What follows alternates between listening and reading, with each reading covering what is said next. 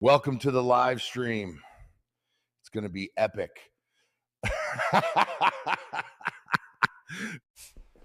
This video is going to be epic.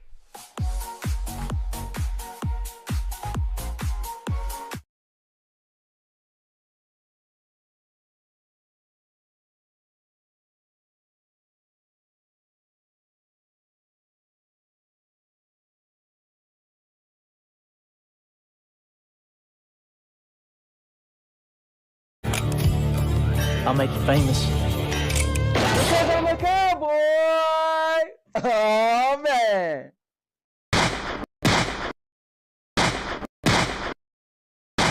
And now, your mama knows. Bruce, unleash the baby god dragon!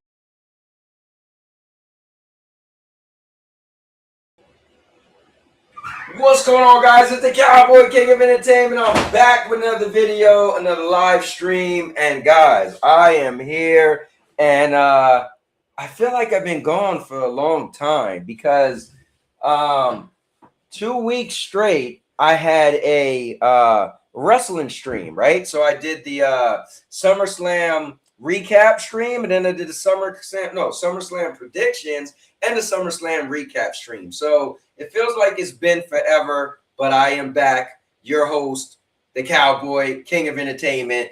And yeah, so we're gonna get into a regular episode. But to be honest with you guys, man, there's not much going on in gaming. Not much with gaming news. So this will be a free-for-all. We will talk about any and everything.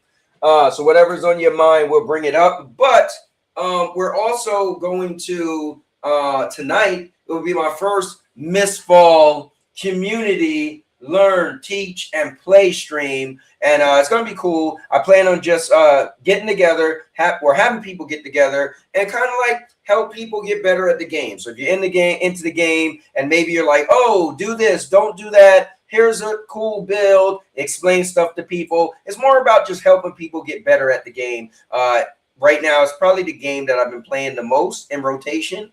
So I'm really enthusiastic about the game. I seen a trailer for it months ago, thought it looked cool. And so here we are. The game came out, and I actually do like it. It came out July 29th. So with that being said, if you're new to the channel, I do 5 types of content: gaming, vlogging, podcasts, movie reviews, and product reviews. I've been vlogging my life since 2011. Every birthday, Christmas, Valentine's Day is on this channel. Even my honeymoon in Mexico, swimming with sharks. So here we are. So let's see what's up with the people in the chat. My guy DJ Grum is in the building. So OMG, it's the Cowboy. Take my like. Woo! Hey man, I appreciate you giving a like. You, sir, are nothing less than epic. I appreciate it. TPG Buddy is in the building. Love the new hat. Oh, By the way, I have a new hat. Yes, my buddy Big Mike, he came to visit, and this was cool. He came just for 3 days. He came to watch SummerSlam Night 1, SummerSlam Night 2, and Spider-Man Brand New Day. Oh, and we watched Game of Thrones episode 7 of House of the Dragon.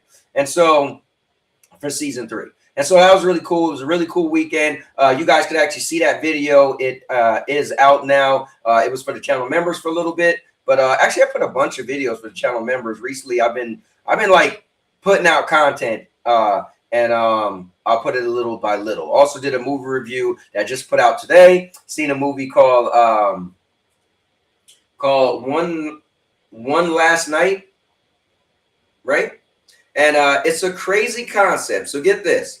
In the future, or I don't even know if it's in the future, but there's a government mandate, okay, that states that you cannot have sex unless you're married. However, if you're not married, you have one night of the whole year that you can have sex. So it was a crazy concept. It's kind of like The Purge, where The Purge, you have one night a year where you can kill whoever you want. That's crazy. But anyway, it's a crazy concept, but check out my spoiler-free real review. Maybe you guys may want to go out and see it. What else? Man, it's been a lot going on. But oh, I got a new ring.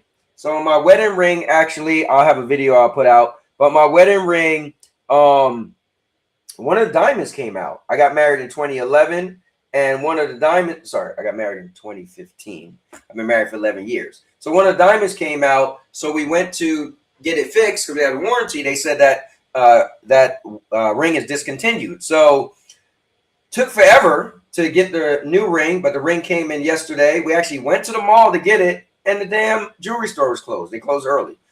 So anyway, my wife went and picked it up, and I think I like it, but I didn't like my old ring that much because it was all black, right?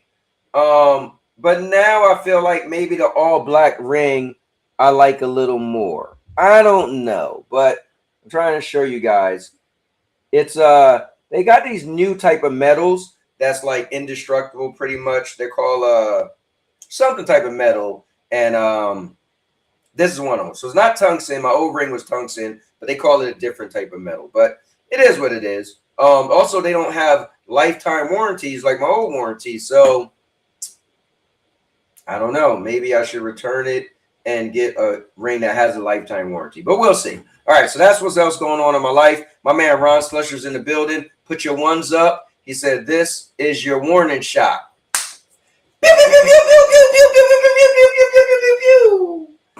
My man Ron. Guys, put your ones up. Acknowledge Ron Slusher, right? Let me see. Next, we got DJ Grime. Say, yeah, he knows my name. Always know the most famous guy on Twitch. DJ Grom. Come on, Grom. Matter of fact, we gotta give this up for DJ Grom. Let's go. All right.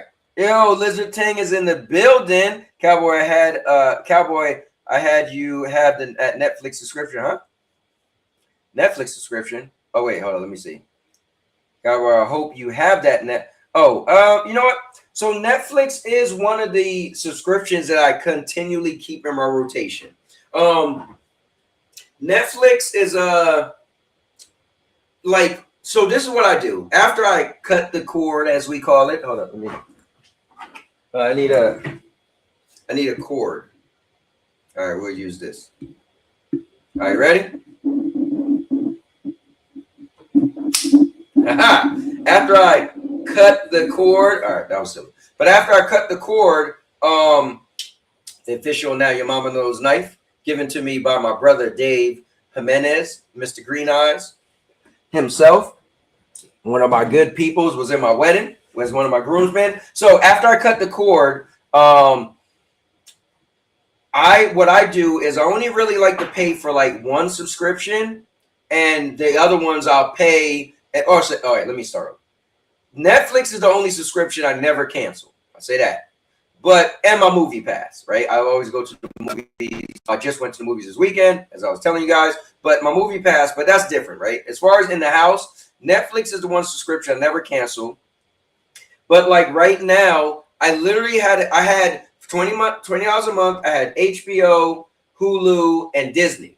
So I watched Game of Thrones, House of Dragons. I watched Euphoria. I watched Fist of the North Star. I watched a bunch of stuff between those three services. Actually, Hulu I didn't watch anything on. And so after Game of Thrones ended this past Sunday, I was like, I really don't need them anymore. Now, I wanted to start watching X-Men 97, and my Disney, at least, got like a glitch where I tried to watch it. I tried to watch it, and it said, like, you cannot view this content, come back later, or some nonsense. I looked it up, and it says it happens every now and then, but it usually fixes up in a couple hours. I came back the next day, and it still did it. I was like, you know what? I was going to keep it longer just to watch X-Men. I was like, I'm done. So I canceled it, and I'm probably going to either get whatever subscription. So I might do Apple because they have Monarch. I'm a big Godzilla fan, and I still didn't see the season 2. They have Silo. That season 3 is out right now. And I think they're coming out with Severance season 3. I'm not sure. So I might do that for at least those 2 shows and then see what else I'll watch. Whatever channel or whatever subscription has Spartacus, I want to do that new season of Spartacus, House of Asher. Spartacus is my all-time favorite show. So that's pretty much how I do. I know you didn't ask for all this answers, Lizard Team, but that's pretty much how I do subscription services. But I get it. You were getting at having Netflix because Netflix is going to have the Grand Theft Auto 6 thing, right? So it's going to be like an in-depth look on Grand Theft Auto. And that's crazy to have it on Netflix. I feel like Rockstar is really trying to make this game be like something out of this world. Like Netflix, not just a YouTube video. Now, they said 6 hours later it will be on YouTube, but that's interesting. Let me move my drink so I'm not reaching over too far. All right, that works. All right. So David is in the building. What's up, David, my brother? Thanks for popping in on Halo Campaign Evolved the other day, helping me find out how to do third person. I appreciate you, David. Yo, my man is in the building. WWE playing Miss Fall today. Oh, you put WWE, but yes, sir. So let me show you this. This is for everybody who's wondering about today. Let me see. Let me find it. Oh, yeah, I know where I could go. Let me show you this. You might be interested because you are a teacher of sorts. You're one of these people who loves to give back and always are trying to like explain things to people. So you're going to love this. Also, you should have seen it inside of the Miss Fall Hunter tab that you yourself created. So I don't know why you didn't see that, but check this out. This is how we will be going down today. So after the stream, and I don't think the stream is going to be that long today. I was late today. I had to get something to eat, and then I would just drag my feet. But yeah, today, after this stream, I'm going to take a little break, right? And then I'm going to come back and fire up Miss Fall Hunter. I said it in the beginning. But yeah, it's going to be every Tuesday night, Miss Fall Hunter community, learn, teach, play. So pretty much just going to be playing Miss Fall Hunter. But I welcome in the people who've been playing it since the beta and know so much. And they might come in and say, oh, what's your build? And what do you use? And don't you know you should go to the auction house and sell things? And, oh, it's better to do this and not this, right? Want to get some know-it-alls, right? That think they know this, know that, and try to help build people up. You know, now there might be some people who don't care. They're here to play the game. Cool. But I do really want to try to help build some type of community around this game. So to answer your question, yes, we will be playing some Miss Fall Hunter today. All right. So that's not a knife. This is a knife. Crocodile Dundee. And how are you doing, my good brother, Jeremy Lacana?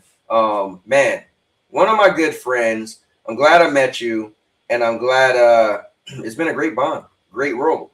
Yo, Dodge Man in the building. What's the topic?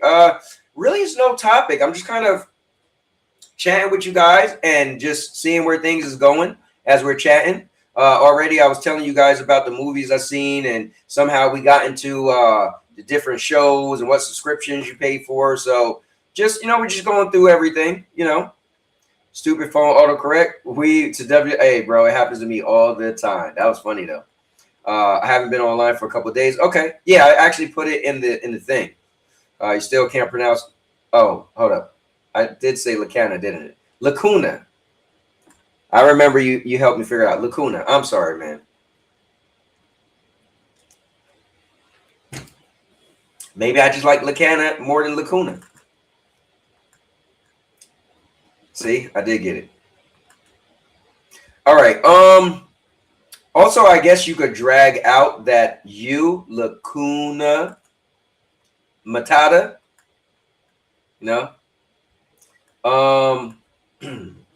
But yeah, so yeah, this is what I came up with. I figure learn, teach, play.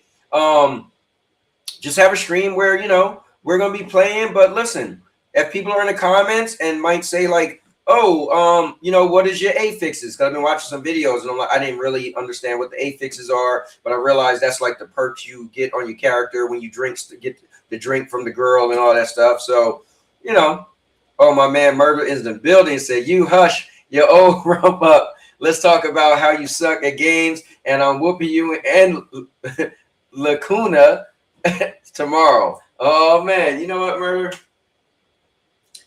Ah, boy. 2 weeks ago, you was the hottest thing in the press. 2 weeks ago, you had won the most amount of matches, and I won that big fat goose egg number 0. But last week, what did you do, Murder? You tied with me. So get your damn skills up. And if you guys don't know, Murder's talking about We Wrestle Wednesdays, the wrestling league we do. And we will be back this Wednesday for sure. Hey, Murder, I see you playing that Ghost Recon Wildlands. You said the PvP is cool? I think that game's on sale for like $5. Think I should buy it? Because it was fun. I actually did like the game. Murder, you ain't whooping nothing. Tell him again, Lacuna. And Murder, yeah, I checked, and I didn't own Wildlands. It said I had, it gave me like the trial. So, but I did say if they had the Predator in it, it would be kind of cool to get it. But anyways, let's do this. Let's do this. I got something for you guys. Something to get into. If I could, there you go. I pressed the wrong thing. Let me see. Damn, it's like the glares in my eyes. Where is that? Where's that? Where's that? I probably should close my blinds. All right.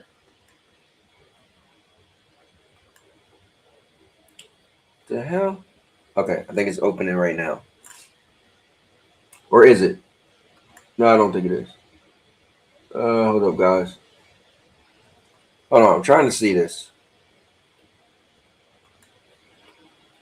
All right. Don't get me. Or don't let me get me. I was listening to some music in the car with my wife. Okay, so where's the stuff I'm looking for, man? The hell? Whenever you're looking for something, why does it look so different? Let me see. All right. Let's open that up. Bro, what the hell? All right. I think I found it. And maybe I didn't. I'm looking for something that I can't find. Okay, I guess that doesn't work that way. It's the only thing I can think of. All right, let me look one last time.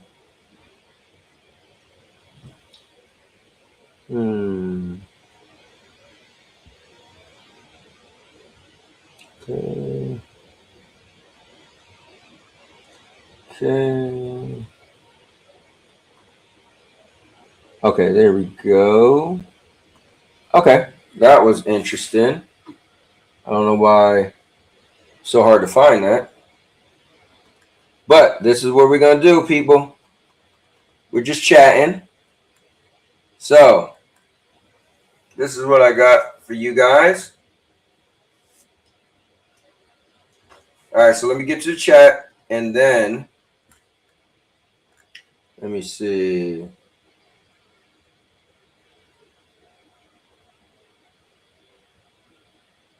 Okay, so DJ Brown said, all right, I have to get ready for my sound check. Thank you for the entertainment.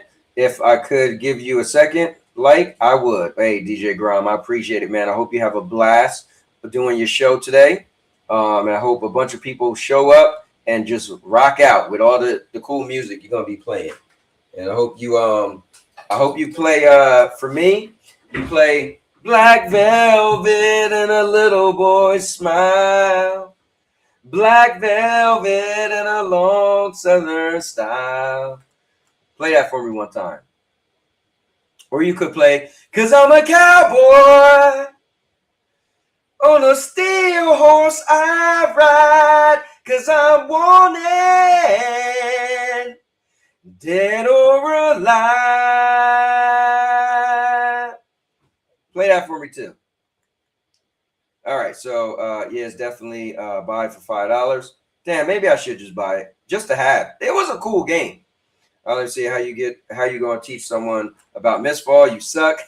Just kidding, of course. It was fun playing with you and Neos did. So that's the whole thing. It's not even about me. That's why I put learn first. I'm looking to learn, and I want people to teach, and I just want to play. And I'll teach whatever little I know, but I don't know much about the game. I just think it's a good game, a good playing loop. I like that it's distraction. It got the elements of like the storm or mist closing in on you. So it's kind of a little battle royale feeling. So I think it's a cool game. But if we're being honest, we are talking about me. There's many times I've started doing these Tuesday streams or whatever you want to call it. And I'll end up, getting bored. So even Neo said to me earlier, he was like, how long you plan on really doing this? I don't know. I did the Monster Hunter thing for a good couple months. I had my thing I did with Mortal Kombat. That's how me and Jeremy met. I did a bunch of different. I had Sonic. I did for a real short period of time. I had Avengers stream I used to do on certain days. I mean, there's a bunch of games I always, I had a certain thing, and then eventually I get bored and I'm just done. Hit the like button, peoples. Hey, I appreciate you guys. Hit that like button. Yo, my man Razor. Hey, bro, we was wilding the other day. We had a lot of fun. He said, how are you, my friend? Also, Stars is $24 for the year. For new subscriber. Damn, $24 for the year. Wait, is that what's Spartacus is on? Because that's not bad. Like the $24 a month for Hulu, I was about to say Discord. For Hulu, for Disney, and for HBO wasn't bad at all. But god damn, 24 for the year. Hey, I might just get that just for the hell of it, right? Like, what's $24? But thanks for that info. And Matt, listen, we had a blast playing Arc Raiders the other night, and of course, I gotta mess with you, man. I gotta mess with you, But I feel like we could have killed those guys at the end had you showed up on time and not take your sweet time coming down, and we got killed while you was just coming at the end talking about you guys was in my way, I couldn't shoot. But we had a blast, man. So thanks for playing as usual. It was a blast. Let me see. Murder said it's hard to stick to one game when there's so many good ones out and bro, and there's more coming and coming, like you said. So I believe so. Yeah, I gotta look it up. All right, guys, let's have a little bit of fun. So let's switch gears a little bit. He said it was fun, bro. The game is Arc Raiders is still a blast. Now, I will say this: I do like Miss Fall Hunter more.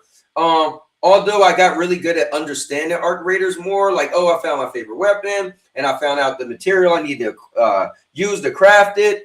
But I do like Miss Fall Hunter more. I like that it's melee based and not gun based. I do think the auction house is kind of cool. So like right now in Arc Raiders, excuse me, I have like $600,000. I'm just rich in that game, right? And I know people got more than that, but I just got a lot of money that I don't know what to do with. In Miss Fall Hunter, if I had a lot of money, then I could actually purchase the things I want, right? So I think that's kind of cool. In Miss Fall Hunter, they have the auction house where you could sell stuff to real people and you could buy stuff from real people and they'll set their prices and stuff. But it is what it is. All right. So with that being said, let's switch gears a little. Let's have a little bit of fun. I'm going to need you guys to pick a number. All right. So I'm going to need you to pick a number. You guys know where I'm going with this. Hold up. Sorry. I'm going to need you guys to pick a number between 1 and 217. All right. 1 and 217. We're going to do the book of questions. Let me see what my man Razor said. Razor said in October update, they are saying they will have where you can walk around and trade in the city. Oh, wow. That's kind of cool. So that's kind of like in Miss Fall, you actually walk up to the different people and you walk up and you you can walk up to the guy to buy stuff from. You walk up to the girl that gives you the drinks, that give you buffs. You can walk up to the little crazy dude that like he sends a guy that digs on the ground and he like get materials for you and come back. You can walk up to the guy who will actually make you gear, but it takes real time. So I might say 3 hours and it takes 3 hours. This is literally like a PC game added to console, but yeah, they got a bunch of cool stuff in this game that I am digging, but I still like my Arc Raiders, man. So it's cool to have both, you know. Arc Raiders is so giant, like the area is so huge. You're walking all around. You got the arcs flying in the air. Like you feel that sense of terror. They chasing you and yeah. All right. Got some numbers. My guy David gave me 28. My guy Razor gave me 75. My guy Jeremy gave me 156. TPG Buddy gave me 45. And let me see, to be able to trade with others, Raiders. Oh, to trade with other Raiders. Oh, now that's different, right? To be able to just walk around and say, hey, you want this, you want that? Because they have that system that you was telling me about online anyway, right? So to have it built in on the game where you could just do it will be cool. Wow. All right, let's go with David first. Let's pull this up. Share the screen. And bam. Here we go, guys. We're going to do some of the book of questions. So let's start with 28. Number 28. I hope it's a good one, David. I know my favorite one. I forgot the number, but no one ever guesses it. All right, 28 is a short one. And it simply says, what is your most treasured memory? That's an interesting one. Like out of my whole life, what would be my most treasured memory? I'll say this. This is going to be a little cheesy. Before I really got into recording videos, because my channel started off with me just recording my kids. And it's kind of like, you know, when I'm gone, sounds kind of morbid. I'm at that age now. I'm 50. So it's like my grandma. My grandma used to always be like, when I die, I'm like, Grandma, stop saying that. But me and my wife been talking about retirement lately. Like I'm literally 50 now. And like, these are real questions, real things to talk about now. Right. So anyway, before I got into recording a lot, I didn't record my grandma that much. My grandma was one of my favorite people. My grandma is the logo for Now Your Mama Knows. This is my grandma. And man, we were so close. And so there's literally a picture of me at my grandma's house together many, many years ago. And this is Now Your Mama Knows. And this is why whenever I change the name, I still come back to it. Like I want to change it. I want to make it Cowboy King of Entertainment or Anthony L. Lewis in real life. But And now your mama knows is the catchphrase. It sticks with me, right? So my most treasured memory, there was a day I went over with my kids, and oh, it was hilarious. I recorded the whole thing, and this is why it's very treasured to me. I recorded the whole thing, and I had put my grandma wig on. We was cracking up, laughing, joking. The kids was cracking up. My grandma was being so sassy that day, talking about she'll hit me with a stick. You had to be there. It was priceless, treasured memory. And my baby niece, I was deleting something, and she grabbed my phone, and she actually hit delete all, deleted everything in my phone. It deleted all my video. I don't even know how I didn't catch it, or how I couldn't stop it. This was years ago, so maybe when you hit delete all, you couldn't stop it. I don't know. But anyway, it deleted everything. I tried to send my my phone off. Like, I did everything. Tried to figure out how could I get it back. I downloaded all these apps. I did everything in my power to try to be able to get back stuff I lost. I lost this video when my mom turned 60. We did a surprise party, and that was a video on the channel, and that got like deleted by YouTube. It was like a glitch. Anyway, but that video with my grandma, I actually, I don't think I have any videos with my grandma. And because I wasn't recording back then, but I literally recorded that video, that moment in time. I remember it like it was yesterday. It was hilarious. We was in her bedroom, just cracking up. And so I wish I could have that memory.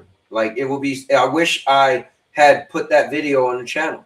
You know, back then I didn't download my videos to my, I have external hard drives. I put all my videos on, right? So back then I didn't do that. So that video is just gone, you know, gone.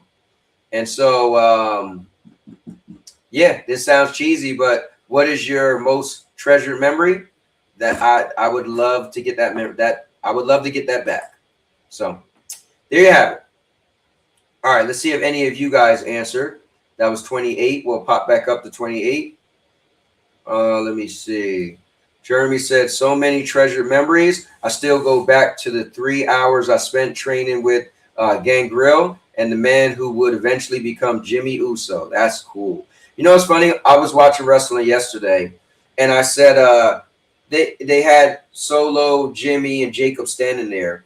And Jacob has such a presence, right? His story, his character, and Jay has such a presence, his aura, his whole yeet, his you know, his entrance. And there's Jimmy, and he's just Jimmy. And my wife said to me, she's like, well, he used to be the guy back in the day. And I said, that's true, because when they were just a tag team, Jimmy used to outshine Jay, right? He was just more talkative. He was just the Uso you knew, right? Even if you didn't know the names, you just knew that was the main dude. So, but I hope they do something with him and build him up. Now, I'm not saying he needs to win a world title like Jay did, but it would be cool to do something, you know, extra with Jimmy. But that's a great memory, man, especially because you was a wrestler. Let me see. I was just standing there listening to the conversation when Gangrel called me into the ring. That is cool as hell, man. That is cool. Jimmy is still my guy. That's cool. Funny, because I used to like Jay more because I felt like he was the underdog, and I like that he had got in shape before Jimmy did. And now I'm like, want Jimmy to get a push. I love underdogs. All right. So that was 28. And you guys don't have to answer if you want. I'll answer everyone. But if you do want to answer, go ahead. So let's go on to 75, brought to you by my guy, Razor's Corner, Razor Tech Corner. Sorry about that. All right, so 75. So let's go on to 75. All right, here we go. 75. After a medical examination, your doctor's calls and gravely says you have a rare lymphatic cancer and only a few months to live. 5 days later, she informs you that the lab test was mislabeled. You are perfectly healthy, forced for a moment to look death in the face. You have been allowed to turn and go on. During those difficult days, you would certainly have gained some insight about yourself. Do you think they would be worth the pain? somebody actually picked this before. I don't think it would be worth the pain. Because I'm 50 years old and I did a lot in my lifetime. I don't know what other insight I would gain by like thinking I'm gonna die. I really don't think it would change much about me. So I wouldn't want to go through the pain of thinking I'm gonna die, because it's not just me, it's the pain of hurting everybody around me that think I'm gonna die. And so I wouldn't want to put them through that. I don't think I would gain anything that special out of it. Let me turn on this other light.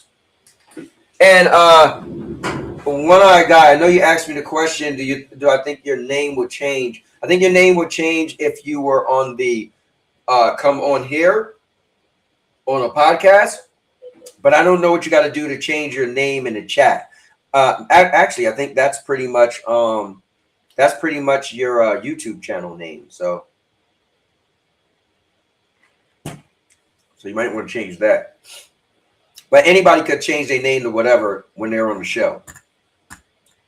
All right. Let me see what you guys got to say about number 75. Let me see. All right. So he said, my most treasured memory is meeting my girlfriend after years of not seeing her since preschool. We've been together 15 years. Bro, that is really cool, man. So you knew her since preschool, and then you met up with her years later, and now you guys been together for 15 years. That is really cool. That's a lot to process. Just find out you didn't have to, bro. That's too. Yeah, I don't. So the whole thing is actually you know, saying you definitely would have gained some insight about yourself. Now, maybe I would go through it and realize, you know what? Wow. Actually, there was something I wanted to say today. So let's take a pause on this, and I'll say this. So I gained some insight. All right. We'll come back to we'll go to where he said, oh, thank you. So 3 weeks ago, I said every time I start the show, I'm going to just try to inspire some people a little bit, right? And I totally forgot to do it today. But I actually gained some insight about myself. I recently had some issues, and I had to find out the hard way. Cost me a lot of money, cost me a lot of time, cost me wear and tear on my car. My car's even in the shop right now being fixed. That's going to cost me $500 deductible. So cost me residual income, meaning money that you do the work for once, you'll keep getting paid. And so I lost a lot. Now, some may say I won the war, right? But I feel like I took a lot of L's. And what I learned in this situation, and is what I want to speak to everybody listening, is you never know what somebody's going through. And I know that's the internet thing to say. Oh, you never know what somebody's going through, right? Oh, you know, be cautious to people. You never know. But I feel like that's a real thing. I feel like you really don't know people is where I want to go with this, right? You may meet people and you think you know them. You may meet people and you think you know what they're going through. You may meet people and you just think they're better than you. They got life better than you, right? Oh, what does it matter? This won't hurt them. So what if I say this? This won't hurt them, right? You might meet people and think you're better than them. There's a lot of thoughts that go through your mind, and I'm specifically talking about the internet.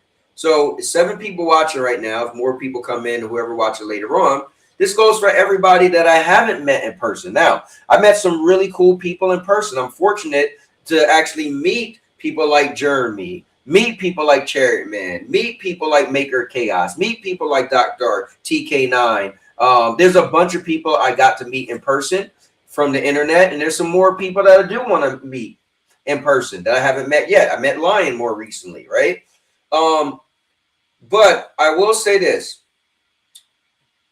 You have to be cautious to people that you meet on the internet, because you don't really know them and you don't really know what they're going through. And so while you might think you're having fun, while you might think you might have a bond, while you might think you might throw the word friend around, you really truly don't know people. And so two sides. You should be more cautious of what you can do to people, is what I'm getting to. Because you don't know people in real life, right? I have to say it that way. I mean, this is real life, but it's not real life of being real. Because you don't know people, you never met them, you might find it easy just to say whatever you want and throw it off. But you really don't know how you're actually affecting people if it is really negative and it is harming them. Now, some people could be faking. Some people, I like to say, faceless people on the internet. If I don't see your face, I don't hear your voice, how do I know you? How can I judge you? How can I trust you? But either way, it's somebody on the other end of those words that's typing. And those people have feelings as well. And you don't know what they're going through. You don't know what their lifestyle is. So I'll say this. I had to find out the hard way that I should have practiced self-control. So recently I felt that I wanted to be annoying. I felt that I wanted to troll. I felt that I wanted to be spiteful, right? Be petty. But in the end, I reflected on it, kind of like this question, the question I was asked. I reflected on after it was all said and done and what I went through. One, I felt bad, right? The first thing that hit me before I had a conversation was I instantly felt bad, right? Just from the visual standpoint, I was like, man, it's all real now that it's in real life, right? It's one thing to be on the internet, but when it becomes a real life, my true human side comes in. It's not just, you know, me with the cowboy hat acting silly in my, you know, my office.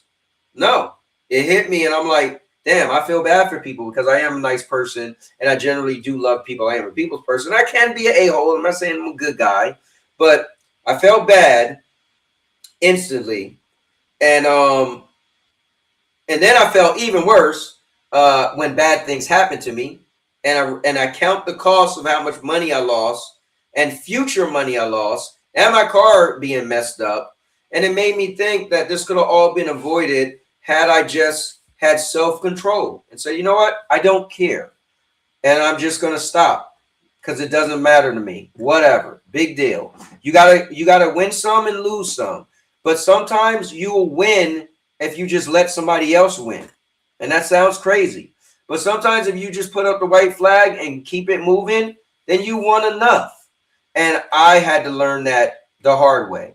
So it sucks, all that I went through, especially losing money. I'm not, you know, slighting money.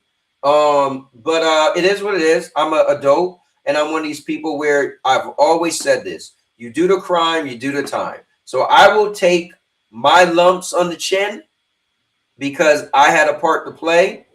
And I've always said this as well. I've always said you can't tell someone how to choose how they get revenge. All right. This is what I mean. I make some outlandish stuff. If I went to the park with my kid and kid pushed my kid down in the sand, right? I could walk up and kick that kid in the face. And somebody be like, bro, why'd you take it to that level? Well, you don't know me. You don't know what I'm going through. And you don't know how I will react and respond. So it's best just to leave things alone at all before it gets out of hand. So I'm being the most adult I could be right now and saying I personally should have stopped when I could have, because at the end of the day, I am part of where I ended up at, and I could have stopped at any moment and just said, oh, well, I don't care. But I'm not going to lie, I'm human, and I wanted to be petty. And I felt I had something to fight for. And I felt what was happening to me was not right. And it was unfair. And so I felt I was fighting. But in me fighting for what I believe, it just made the situation worse. So I feel I won the war because at the end of the day, I did, you know, win a judgment, right? But I feel like I lost the battle because I lost a lot of things along the way.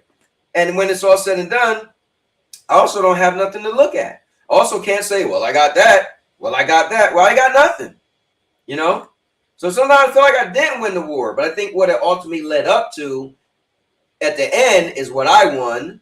But all the little battles, I feel I lost, right? I lost a lot, you know? But anyways, I just wanted to say that this is my inspirational speech if you will, to whoever's listening, to whoever will receive this message. I just want to say, practice self-control.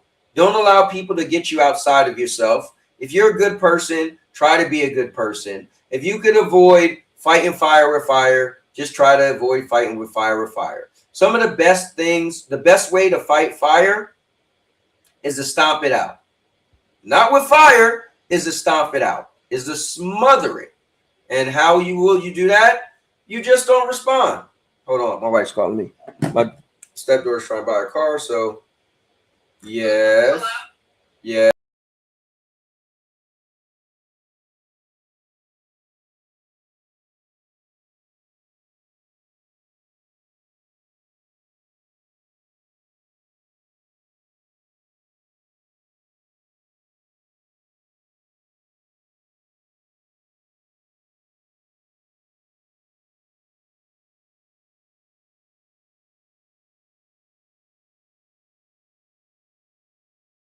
What's going on, guys? I want to welcome you to something very special, the And Now Your Mama Knows All-Purpose Champions. And what that is a membership for the channel. It's $2.99 a month, and with $2.99 a month, you will get virtual videos. That's right, guys. What I'm doing is something different that no one else is doing. So for that $2.99, if you have any type of business, anything you sell, anything you want to promote, whether it's a YouTube channel, a social media page, I will make a custom video specifically for you, and I'll be illustrating everything that you tell me to. I'll add links to the video. It's going to be in a playlist, and that way it'll literally be your own personal advertisement.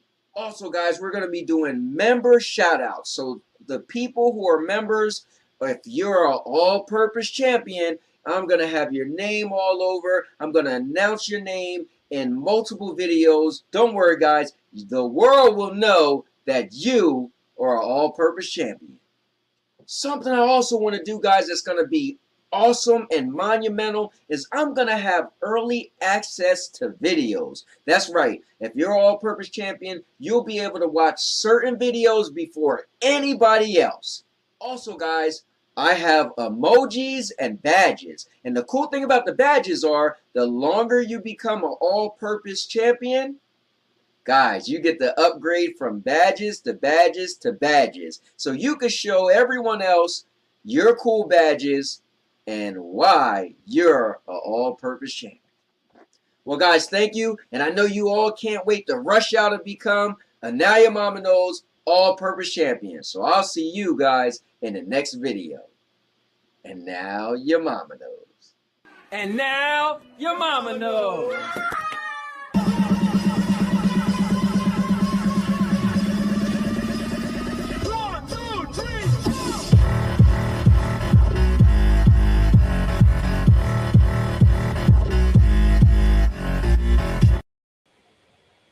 Let's go. All right. Sorry. My wife was talking to me. So anyway, sorry I had to do that. So anyways, yeah, at the end of the day, you just never know people, and you also don't know what people are capable of. Yeah, let me add this too. You also don't know what people are capable of. Here's the thing. I have a past too, right?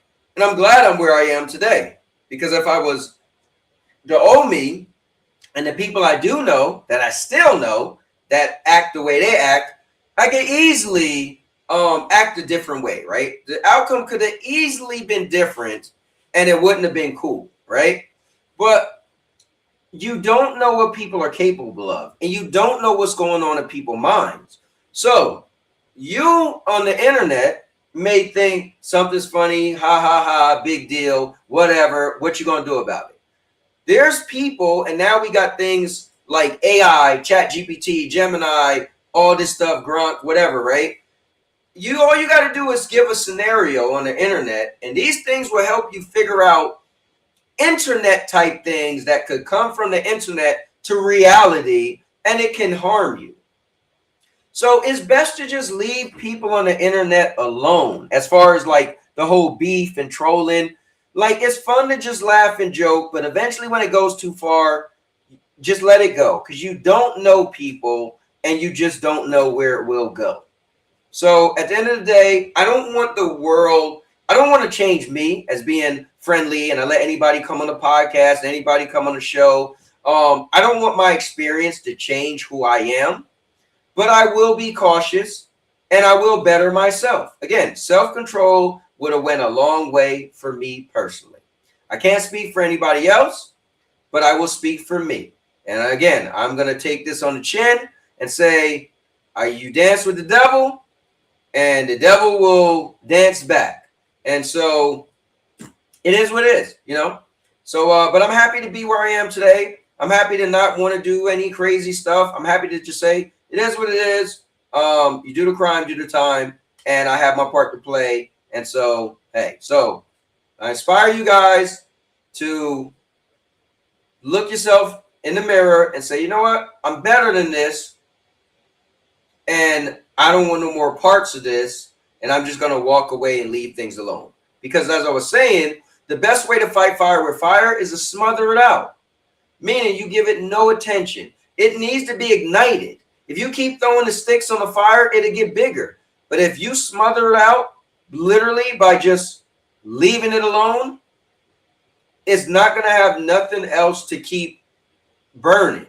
And maybe smothering it out is the wrong way to say it, because you're technically not smothering it out. But you're going to just leave it alone and allow it to get smaller and smaller and smaller, and then it'd be gone.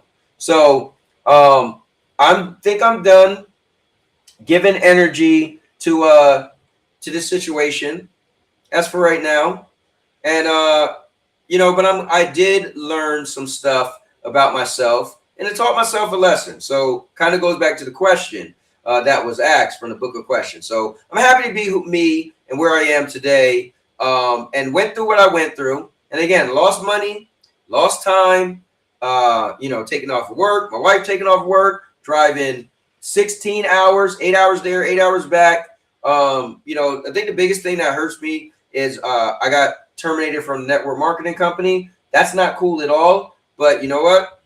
Again, I can't tell somebody how to get revenge, right? If I take a knife and stab your tires, right? I flatten one of your tires, dude, you could get in your car and smash into my car and total my car. And I'll be saying, all I did was flatten your tire. Well, that's not for you to decide what I'm supposed to do to get revenge, right? So I'm just going to have to, I'm being as fair as I can. Some people heard me say this, like, what? Bro, you need to do something. How you not come? If it was me, you're right. But I'm being fair. If you play stupid games, you win stupid prizes. And so I was playing a stupid game. Did I know this was going to happen? No. If you came back from the future and said, this and this would happen, I'm like, that'd never happen. That person would never do that. We're cool. You just don't know people on the internet. Okay? You don't know them. And until you get to know them, you spend some real time, have real conversations, like not just talk about video games. You like break bread, so to speak. You just don't know people on the internet. And so you shouldn't be messing with people on the internet, right? Laugh, joke, laugh here. But, you know, you kind of, it is what it is. So that's what I will say for me. So my whole thing is, you know, I hope you guys, you know, if you're dealing with any situations, best thing to do is just let it go. Leave it alone. Find something better to do with your time. The person who is bothering you, or maybe you're bothering them, or whatever you want to call it, if you just leave it alone, they're going to look bad by going on and on and on with nobody. Because they're not going on and on with you, because you're not allowing them, you're not giving them anything else to continually go on about.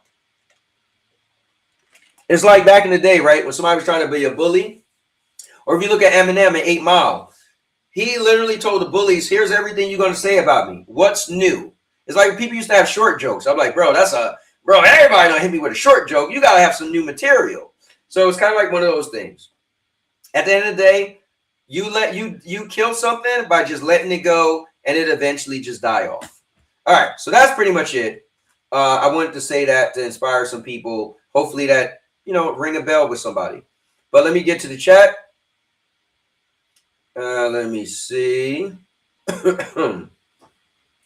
Let me see. Okay, so Jeremy said, ego will F you up faster and worse than anything else. I agree.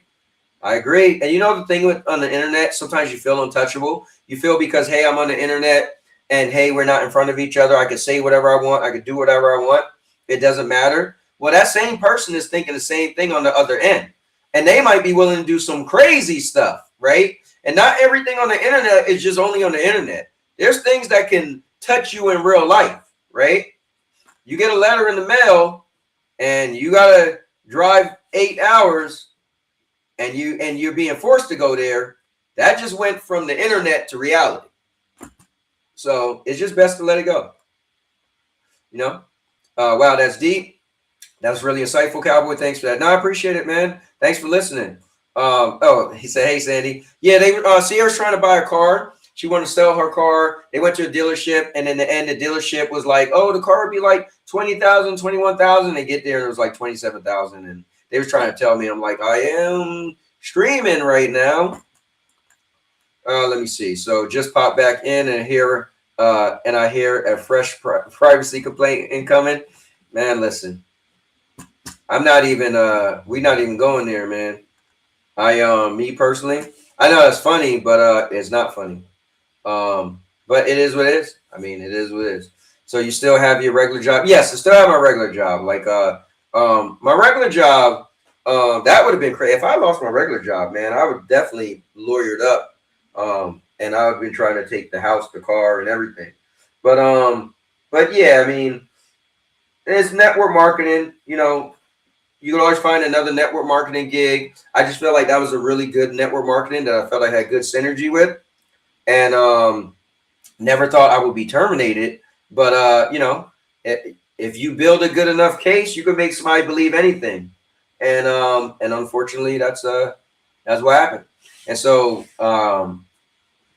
it is what it is. It's water under the bridge now, or it's a done deal. So nothing else. There's nothing I could do about it. I reached out to them. I sent them an email and everything. They didn't respond because they pretty much said they can't talk about it.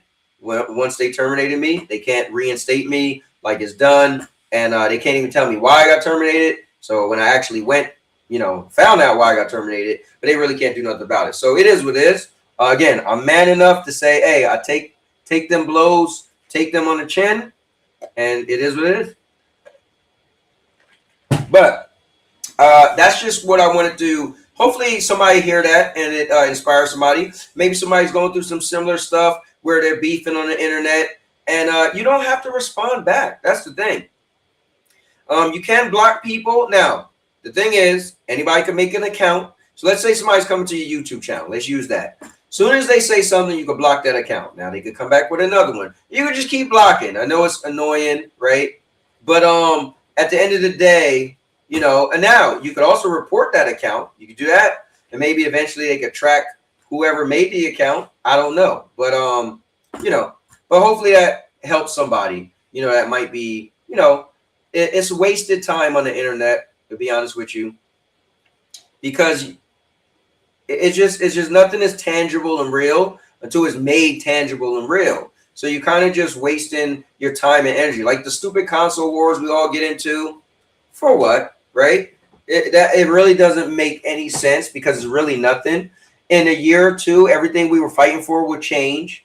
So like look at all the people who wanted exclusives on Xbox, and then they didn't want exclusives, and now they want exclusives again. So things changes, and then if you were the ones arguing for exclusives, now you're talking about you don't want exclusive. Now you're talking about you do want exclusive. It's like, for what? So anyways, so let's go back to the book of questions. All right, so let's scroll back up. So we were at what, 75? Okay. So now let's do 156. So Razor had 75 and Jeremy has 156. I think I might have said that wrong last time. Said it was Jeremy. So 156. Let's see.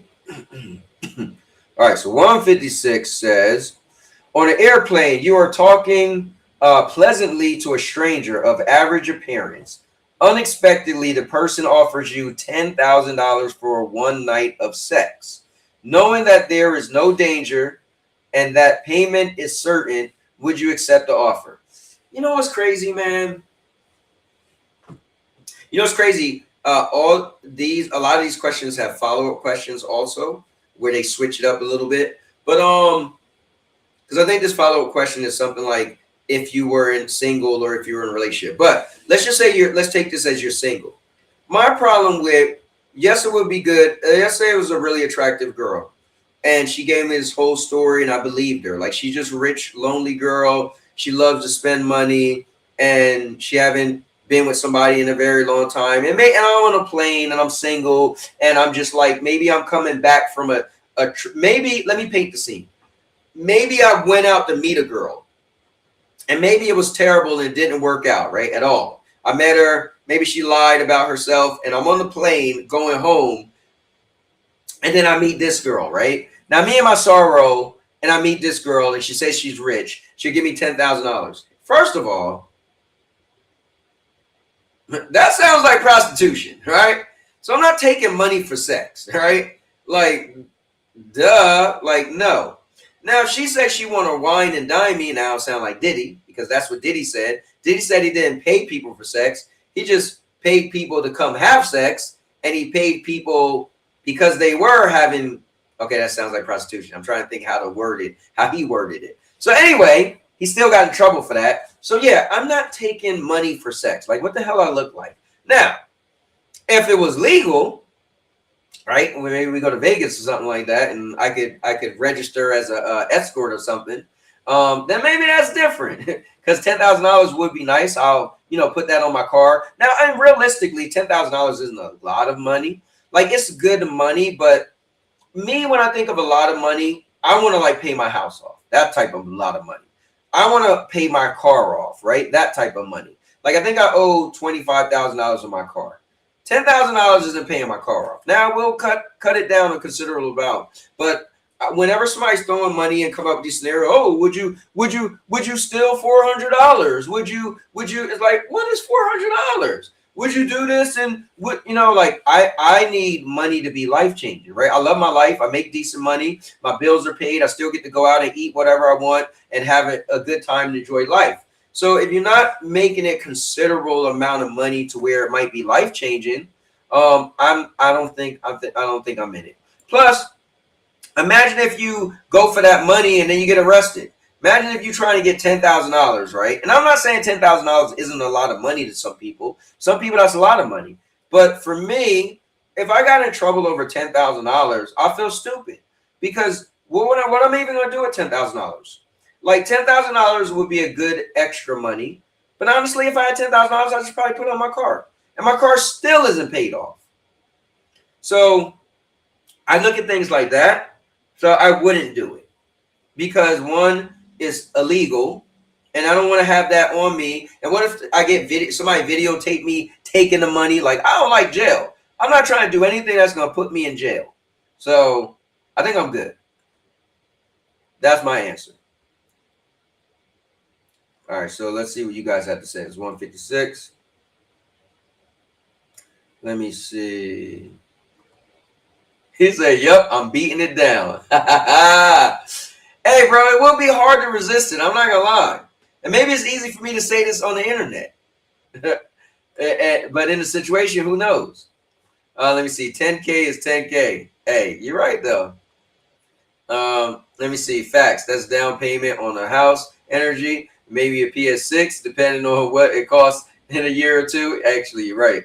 That's my PS6 money. So exactly.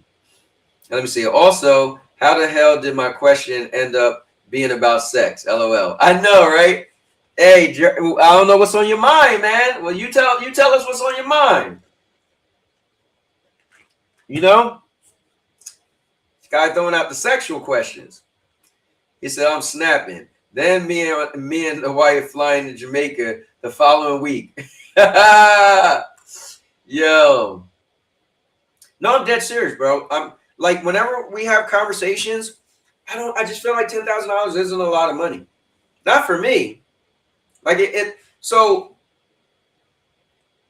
I look at this. How much money am I getting versus the consequences, right? If I get caught for paying for a prostitute, because that's what it is, let's be honest, she's going to give you $10,000 to have sex with her. Now she is a prostitute. So if I get caught paying for a prostitute, how much time am I going to be in jail? Then I'm taking time off from my job. I'm going to get fired. Like, what's the fines? I'm going to pay more than $10,000 in fines. Like, the implications, this ain't worth it. If I got like 200 grand for doing something, right? Maybe it'd be more than just that, right? But if I got 200 grand, now you're talking. I'm paying my house off. I mean, I start there, bro. If I had no mortgage, if I had no monthly mortgage, just think of all the extra money I would have in my. Because forget the car payment. My car payment is $397, right? So call it $400. Okay, that's cool to have an extra $400 in my pocket. But I had a car paid off before I bought my car. So I was already having that extra $400 a month, and I willingly got a car payment when I had no car payment. So that's just saying I already had that extra money. But if you paid off my mortgage and I had that extra money, then that's a difference, right? So you see the difference where my mind goes from 10,000 versus 200,000? But that's where I'm looking at it. Let me see, Cowboy reading too deep into it. The question said no danger. Oh, okay, maybe I'm reading too into it. All right, let me read it again. On an airplane, you are talking pleasantly to a stranger of average appearance. Okay, she's average, so she ain't a baddie. She's just cute. Unexpectedly, the person offers you $10,000 for one night of sex. Knowing there is no danger of that payment, knowing there's no danger and that payment is certain, would you accept? Okay, fine. I'm set. Yeah, I'm taking the offer. So you had to, get me to read the question straight. Now let's go to 156. If you scroll down to the bottom, there's like follow-up questions for some of the questions, and let's see if 156 is one of them. Because I believe 156 has a little extra thing about it. Yes. So 156, the extra bonus question says, since so many people are willing to have sex for money, why is such a strong stigma attached to prostitution? Is there much difference between having sex for cash and having sex in hope of getting some future benefit? Does the size of the payment alter the nature of the transaction? Wow, that got deep. I mean, that is true, right? Like, people are willing to like girls or people, sorry, let me not say women, but people will go on a date and stuff and expect to have the food paid, hotel paid, and get some shoes and blah, blah, blah. And then they'll have sex, right? So then why is prostitution that big of a deal? Like, the government makes it that big of a deal, I think, because one, I think it just will cause chaos, right? If anybody could just solicit somebody to have sex with them for money, like, imagine I just say, you know what? I'm just gonna make a little OnlyFans or make a something, a Craigslist thing, and it's legal for me to say I'm single. Any girls want to get D down? Let me know. And it was just like, cool. You imagine how crazy the world would be? People would be cheating like crazy, but because we put a little, you will get in trouble, because money is money. Imagine rich guys. They were just like, bro, I'm just sleeping. I walk up to the girl in a restaurant that's with like their boyfriend and look at her and be like, damn, you hot. She'd be like, hi. And I'd be like, I got $1 million cash right now. Leave your boyfriend, or let's make sweeten the pot. Let's say they're married. I got $1 million right now. Leave your husband one night with me. It's 100% legal in the restaurant. Open up the suitcase, $1 million. The woman probably get up and be like, I'm out. Now, that just broke up the marriage. That just they got to figure out selling the house. So imagine if you could just, I feel like that's probably the main reason it's not allowed, because it'll be so much chaos. It's kind of like when people say religion stops people from doing bad things. That's the thought. But it's kind of like, if you think of it that way, you could think of that's why prostitution, it has such a stigma for paying for sex. But what do you guys think about that extra question? We're back. Cool. Goodness, that was a wasted trip. All right. Well, Well, it just helps show you what not good does. I mean, at the end of the day, No, he didn't even try. well, it's not. Listen, what you need, what should have been done is know how much the car actually is, right? So if the car was supposed to be 23, it should have, the most it should have been was 23. You know how they show you something online? Online it was 23, but the real price when you come in was 25 something. So how was that? I don't know. You know how they did that with my car too somehow. I don't know how that is. I can't Yeah, I don't explain that part. I had to be there, but Let me see the pictures. I'm just trying to do my stream, man. That's all I'm trying to do is my stream, man. You just do your stream. Let's talk about it. All right, cool. All right. All right, so I just picked a damn number. Hey, man, it's a good topic though. Buy stocks with the 10,000. All right. If she's paying you, that makes you the prostitute.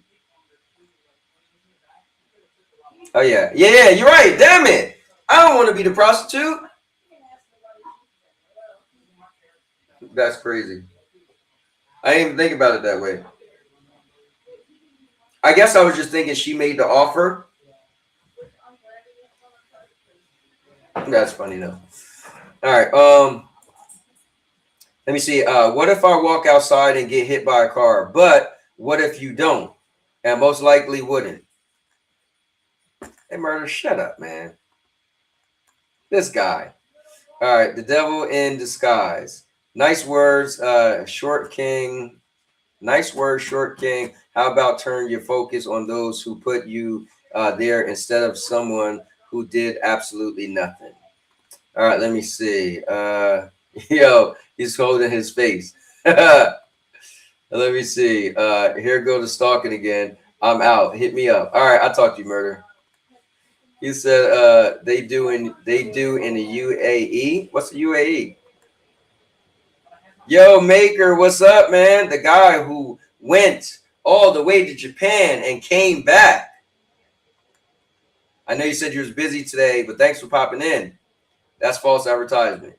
All right, let's get through these numbers. Maker, if you're free and you want to come on and you want to talk about your journey to Japan, that would be cool. Just let me know if you're free. So we did 156. Last one on the docket is 45.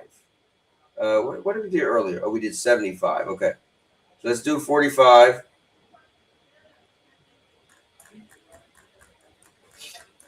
But that was a cool little extra that it had too. All right, so let's scroll up to 45. Hopefully it's a good one. I think Energies was really good. Jeremy is Energy, if you guys didn't know. All right, let's see.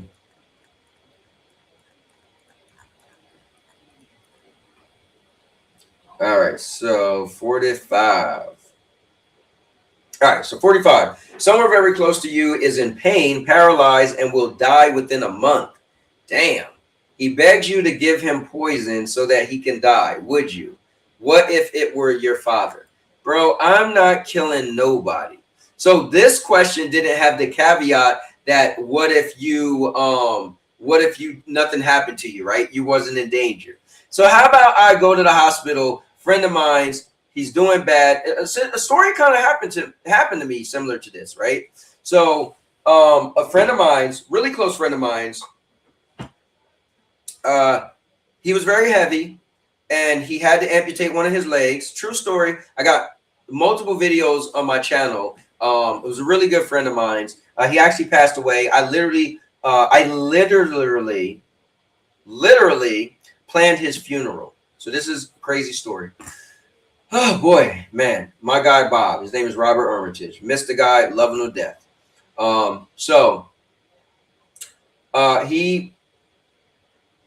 He went in a coma.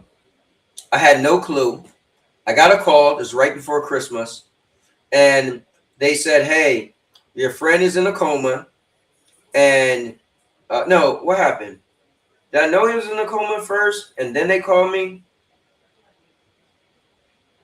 I don't remember if he was in a coma first,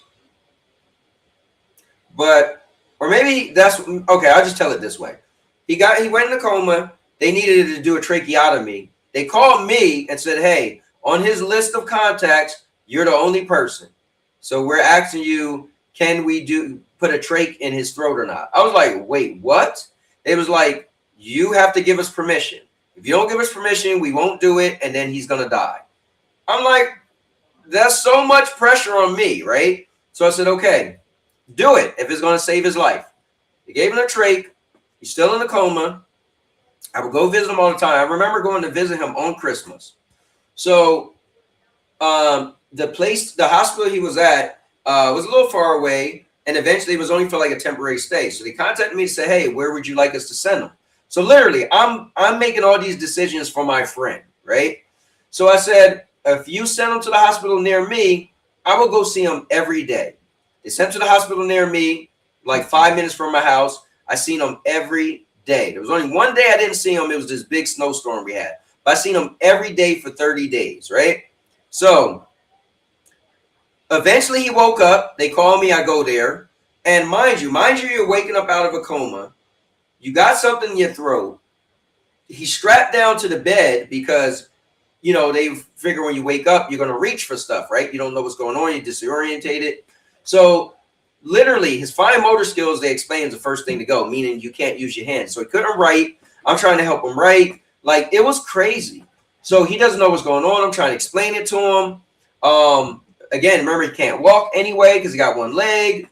So I go there one day and he's like tearing up, crying. He asked me, could I get the nurse to let his hands go? Every now and then they would let his hands go for a little bit of time. He'd be monitored.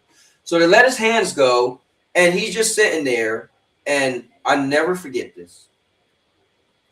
He instantly goes like this to grab the trach, and I grab his hand, and he's on hard. And I'm like, what are you doing? He want to yank it out his throat, and he want to kill himself. I have to hit the button on my friend to call the nurse and tell them to restrain him because he's trying to yank this thing out of his throat. He looks at me, give me the finger, say F you, because he wants to die. So this question isn't far from what I actually had to deal with. Now, I would not kill the person. For me, I wanted my friend to have a fighting chance. He eventually got better enough that he got the trach fitted smaller, where that was allowed him to kind of talk through it. I went on vacation to Florida, and I went to see him before I left. And he got transferred to a different hospital. So I went to see him before I left, and this hospital is like 45 minutes from my house. So I went to see him, say, hey, brother, I'm going on vacation. You know, when I come back, I'm going to come see you. On the way to vacation, I never forget, I got pulled over in Georgia, and I always get pulled over in Georgia. I was pissed off. So I was literally sleeping in the passenger side.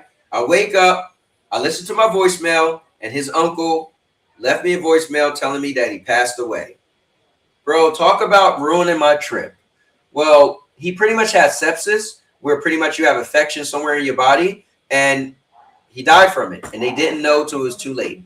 So he literally had like only his uncle and like me, right? I was like more family than his uncle was. So I planned his funeral. It was just a crazy time in my life. Mind you, this is 2015, I believe. Same year I got married. That year was so crazy. So much happened in that year. So yeah, that was crazy. I'm on my channel. I got videos of him. We used to surprise him, go to his the place he was staying at. He was staying at a facility because he had the missing leg. So we would go show up. My wife would make him birthday cakes. He was a great guy. Crazy story. Not crazy story, but he's gay. So like, I love anybody, man. He's a great guy, and he was a really good friend of mine. Knew my kids since they was little. They called him Uncle Bob, and I was there with him when his mom passed away. I was literally the guy to take him to the hospital to see her body. Like, but anyway, so to answer the question, I'm sorry I'm dragging this out, but this is just a show we could talk about whatever. I wouldn't do that to him. Yeah, honestly, yeah, man, I wouldn't want to kill anybody because I wouldn't want it on my conscience that I killed somebody. Two, I don't know if that person could get better. So here, let me read the question again to make sure. So someone very close to you in pain. paralyzed, and will die within a month. Oh, okay, so he will die within a month. He begs you to give him poison so that he could die. Would you? And I also feel like a month isn't that long. Now, I get it. It's super long for him. But imagine I kill this guy, and then I go to prison for like 15 years when he could have just died in 1 month. Yes, you're dealing with agonizing pain for a month, but you're dealing with it now anyway. Like, I'm not risking my life, you know, for a month of agony, which sounds these questions are so great because they put the turmoil and try to pull you apart. All right, let's see. All right, so let me see. Let me see. Oh, Maker said almost done work. Okay. Energy said United, Arab, Emirates. Oh, I mean, isn't it free? Like, you don't have to go that far, isn't it? That's not free. Isn't like brothels and all that legal in like the UK and all that, right? They pay high dollars for sex. I think a mercy kill would be the moral right thing to do, but I don't know if I could do it. Well, I feel like a mercy kill is to like an animal, but read law RS 421169. It doesn't matter. Devil in disguise. It is what it is. It's over and done with. For what it's worth, man. It is what it is. I'm an adult. I take whatever I take on the chin. I could have had self-control. I could have stopped a long, long time ago. If you don't remember, this stuff happened March 27th, right? Was the first privacy complaint. So at the end of the day, like, that's so long ago. This thing got dragged out so far on both sides. So at the end of the day, everybody's going to have a perspective. You're going to feel you were right.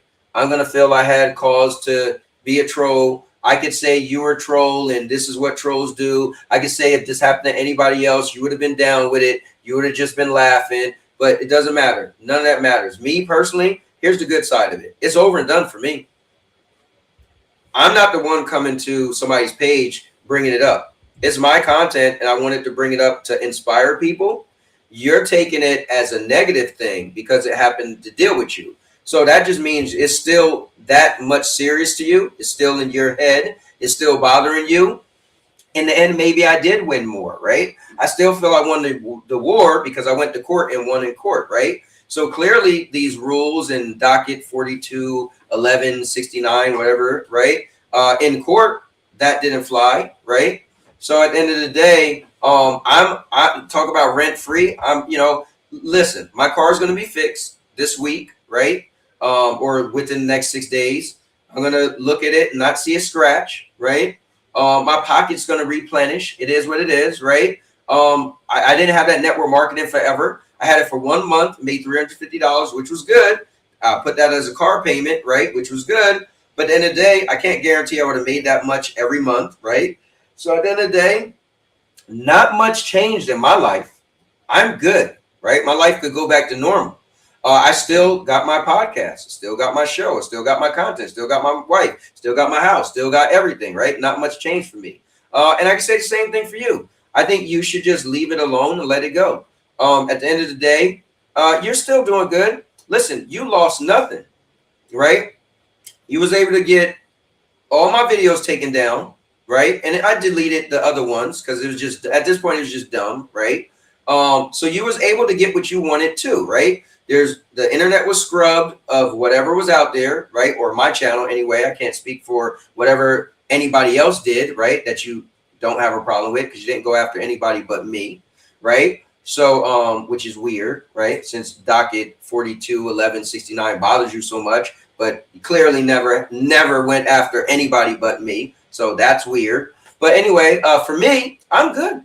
Like, life is good. Like, not much changed. I just went through an annoying situation, which I had worse situations in life. This on the scale of issues in my life, this is definitely at the bottom. It's not at the top. In 2 months, I'm going to be like, oh, snap, I forgot that happened. Trust me, right? In 2 months, if I mention the story, you're going to come up with a created name and you're going to bring it up and write as if you still have feelings. There's a difference. And maybe you don't, and I hope you don't, right? But for me, I'm going to be like, I don't even care. Oh, well, we went through that. We, meaning you and me, we went through that. But 2 months later, I hope you don't still have these feelings and be like, you know, that's what you did. You shouldn't have did from the beginning. You know what I mean? Like, so listen, I think we're all adults. We all went through what we went through, and but it's done. You know, I think I hope you can move on and not be triggered by the story coming up, because that's worse, right? So financially is where I lost, right? Financially is where I lost. I lost the most financially, right? Live streams, if we keeping it real, live streams, and I'm being nice, have a shelf life of about 2 weeks, right? After 2 weeks, a live stream, no one's watching it anymore. They just don't. Unless years later, so you meet somebody new and you tell them the old times, they try to look up a video, you're only getting that one view from that one person. So I could delete every live stream I have today, and it is what it is, right? Live streams is in the moment. This live stream today, nobody's going to care about this in 2 weeks. Nobody care. People going to forget the game, the book of questions. We could do that again another day, right? So me losing, I think I lost 10 live streams, something like that, or eight live streams. I don't even remember what those live streams was about.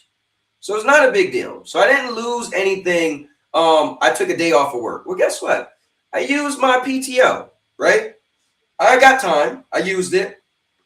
Luckily, I didn't have to call out, right?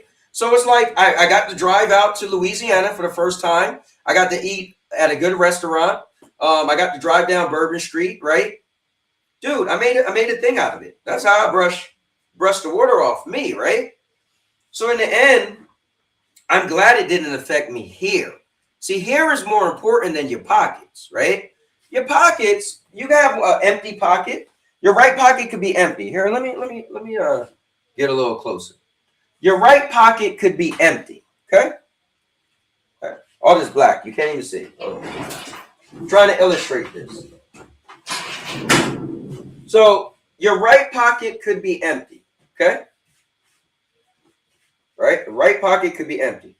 But your left pocket could be where your wallet's at, right? So, and that money in this pocket could make more money to put in this pocket, right? So that is amazing. But the mind is worse. If you lose here, you lose money. We all lose money. Some may say if you go to a restaurant and buy an expensive meal and you don't like it, you lost money. That never stopped people from going to another restaurant, right? What happened to me isn't going to stop me from making another live stream, right? It's not going to stop me from doing We Wrestle Wednesdays. It's not going to stop me from playing video games. My YouTube channel is still going to continue to be. My grandma's still going to be on my shirt. That's my heart, right? But mentally is worse. So I hope that we both didn't be affected mentally. Me, I took from it and will allow it to better me. For you, I hope it's not hindering you. I hope you could continue to move on.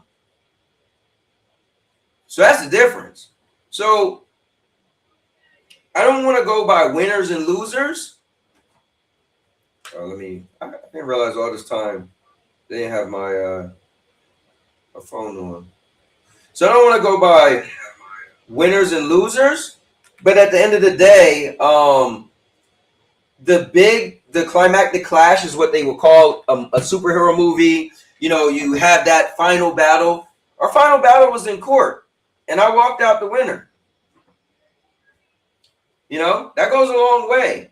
I could be able to say, hey, this is where it led to, and I won.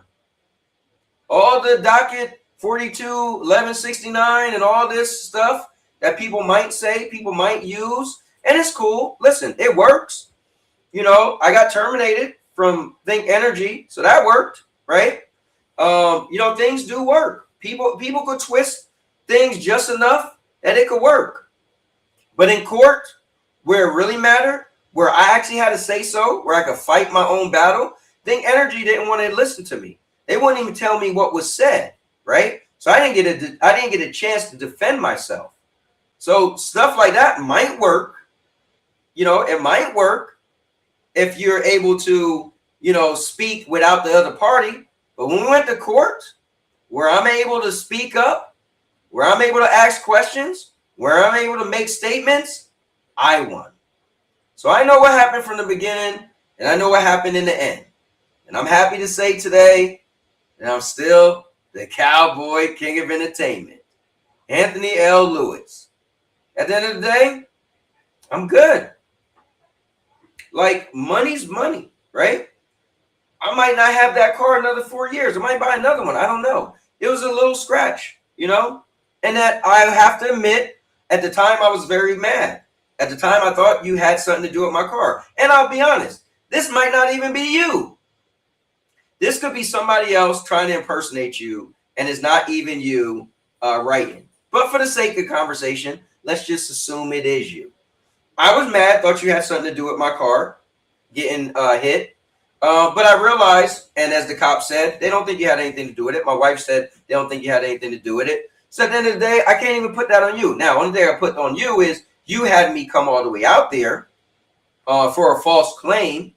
So, and if I wanted to, you know, I could really push back and get a lawyer, because I actually took a day off of work. I drove all the way, you know, 16 hours total, over 16 hours total. My wife took a day off of work. I had to get a hotel, and I won. So that's the difference. Stighton 42, 66, 11, 69. That's cute. But me having actual documentation that says a judge granted in my favor, that's more powerful than anything you could look up on the internet. So we could all just Google and get Gemini to tell us what the law is, right? We could all say, Gemini, what is the law? And Gemini, if I did this, what would happen? And we're giving these hypothetical situations to AI. We're hoping AI tell us what we want to hear. So we make sure we tell AI the story in a certain way so they can tell us what we want to hear. But that doesn't trump going to court and a judge actually ruling in your favor, because that's what happened to me. So we get really serious. That is powerful that I have in my bag. That shows probable causes and malicious intent. So you want to look that up. Malicious intent was reaching out to a place of employment, not once, but twice, and getting me terminated. So that stopped me from having income. That's serious. But for me, I'm like, dude, I don't even care. Like, it's money, and I don't want to say I don't care about money, but I could get more money. And I don't want to, one, I don't want to come back to Louisiana. And two, I also am a man of my word. Because I dance with the devil, if that's what you call it, who am I to tell you how are you to get revenge? So if you maliciously wanted to get me terminated, which you did, you succeeded. So let's give a hand clap for you. Let's just give you a hand clap.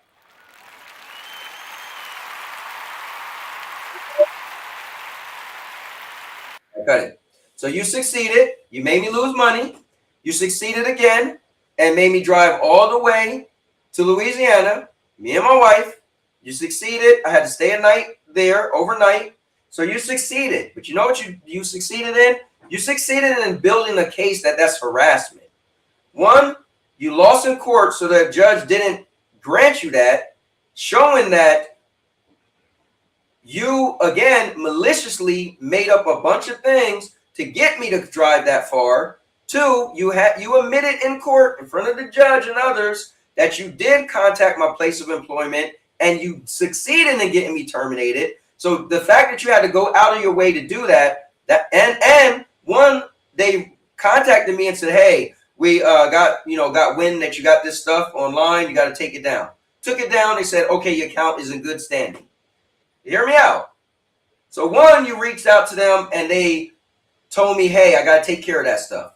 Once that didn't get my account terminated, you had to then go back to them to tell them something else to get my account terminated. That's malicious intent. So that was proven in court. said to a judge, and again, if I really was the guy, I brought all of this to court. Didn't have to show anything. So everything that ever happened, I have all of this,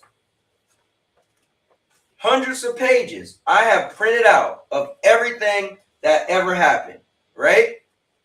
The whole story, right? Of our little nonsense. And that's the reason why I don't care and it doesn't matter to me, because it's nonsense. I literally said to the judge, I said, Your Honor, I apologize first, for wasting your time. We're literally here over YouTube, right? This doesn't matter to nothing. I'm cool, bro. My car, somebody hit my car in a court parking lot, whatever. This is how cool I am. Even going to court, and even no one would do this. I don't give a damn. You can't tell me nobody. Even going to court, meeting you in person, listening to, and I just thought maybe you was up to something and maybe you got me terminated. In court, finding out you did officially get me terminated. You made me drive all the way out there. You trying to get my channel taken down. Even after all of that, spending money, gas, this and that, after court, I walked up to you and said, listen, bro, we were still cool for over 4 years. If there's anything I could do, if you got any videos, anything you see on my channel, I'll get rid of it. I'll take it down because I feel bad for what you went through, that I put you through. What other man would have done that? You tell me who would have been man enough to say, listen, bro, even though you cost me money, time, annoyance, I was still, and I even said, bro, hey, we could go eat if you want. Let's go out to eat. Offered to drive you. I didn't know if you had a car or not. Say, hey, if you want, I'll give you a ride. And offered to drive you, right? Said, no, my car's there. Then I said, okay, cool. You want to go out and get something to eat? Now, after I seen my car, I was pissed.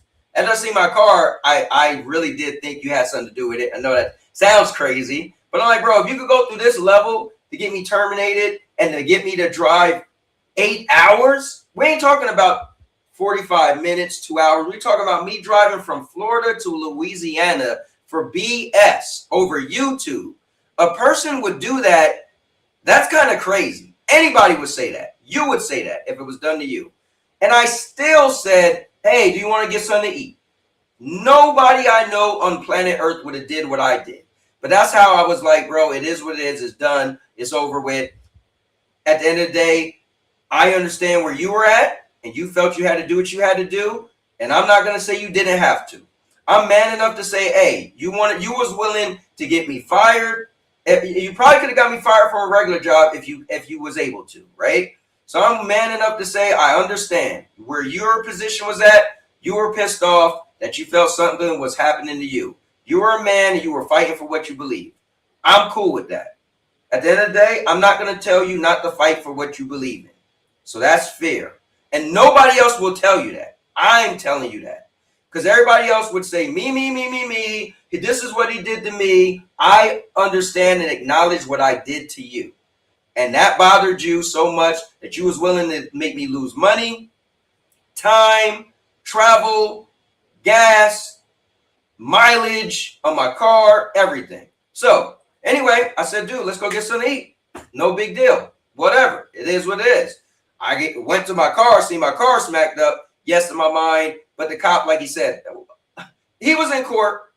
2, his car got no damage on it. Like, what do you think? He paid somebody to crash a car into your car? And if he did it, he would have did more damage than just that, right?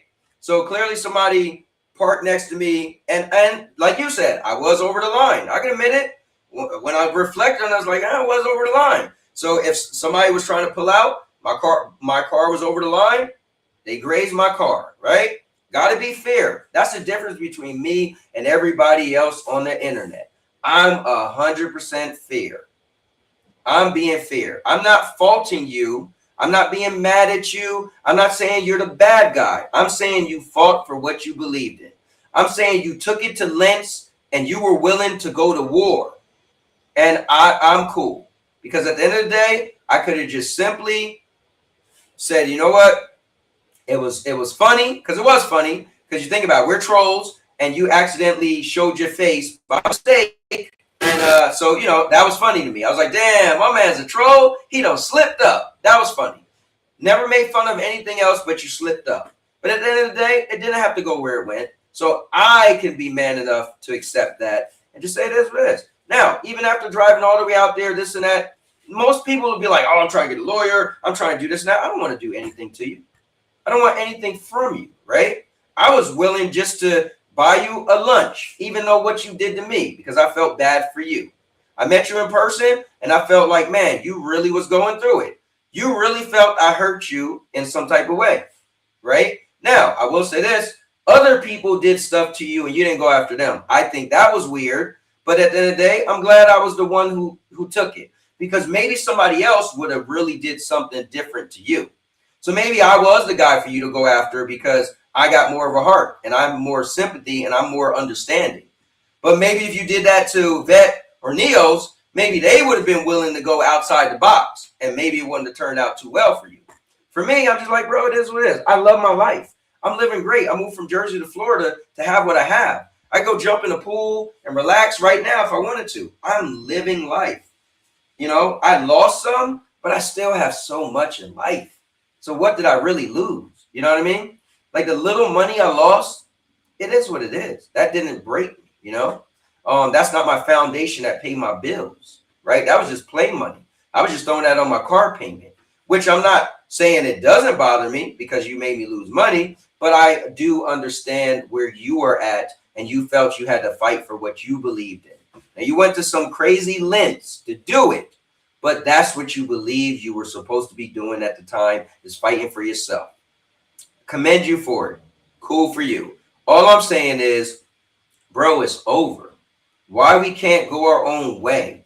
Why do you still watch my content to see if I mention you at all? By now, you met me in person. You should know by now I'm not the guy to do something malicious to you. That's what you do to people. I don't do that. Like, I could have easily got a lawyer. Like, I talked to the courts when I didn't want to go there. Did you know the lady Monica from court said if I want, I could have did this e-filing thing, and I could have actually told the judge before court that I want, if I win the proceedings, for you to have to pay for my expenses. I could have did that. This is real. You could call. The lady's name is Monica. She's the judge's clerk. I spoke to her on the phone several times. Even after court, Monica said I could have still come back to Louisiana and asked the judge to grant me or enforce for you to pay me. That's not me, man. I'm not, honestly, it's just more, it's for me, that's toxic.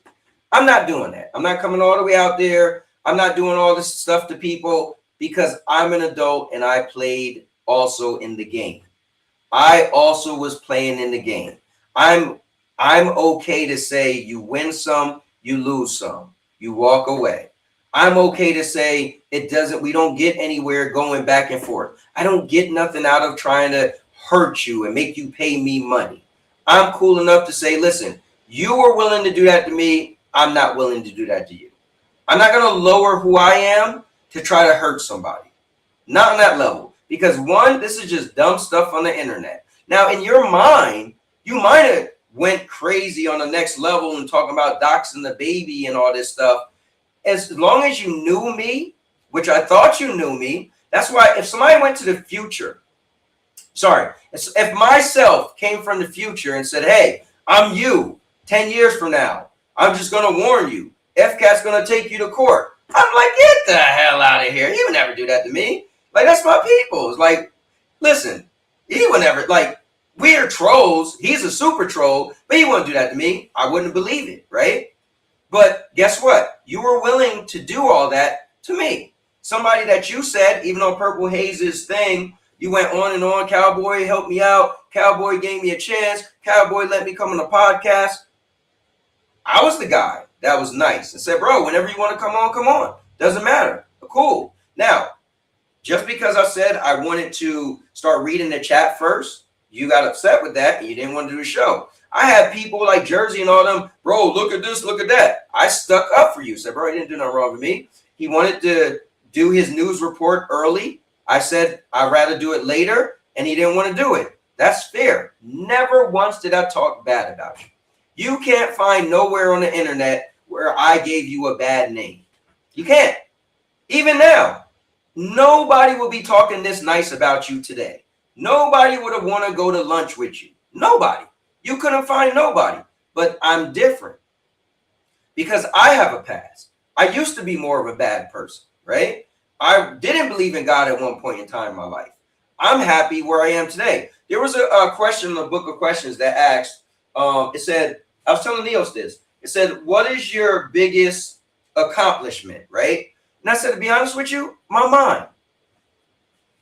My mind is my biggest accomplishment because once upon a time in my life, I wouldn't have been this nice and I wouldn't have been this forgiving.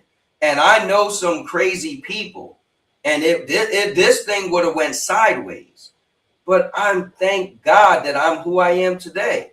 I don't want to be other people that want to be vindictive, spiteful, and want to hurt people. Like, I don't want to take anybody's food they put on the table to feed for themselves and others. Why would I want to do that? Right? So taking you to court would be, I don't need your money. Here's the thing.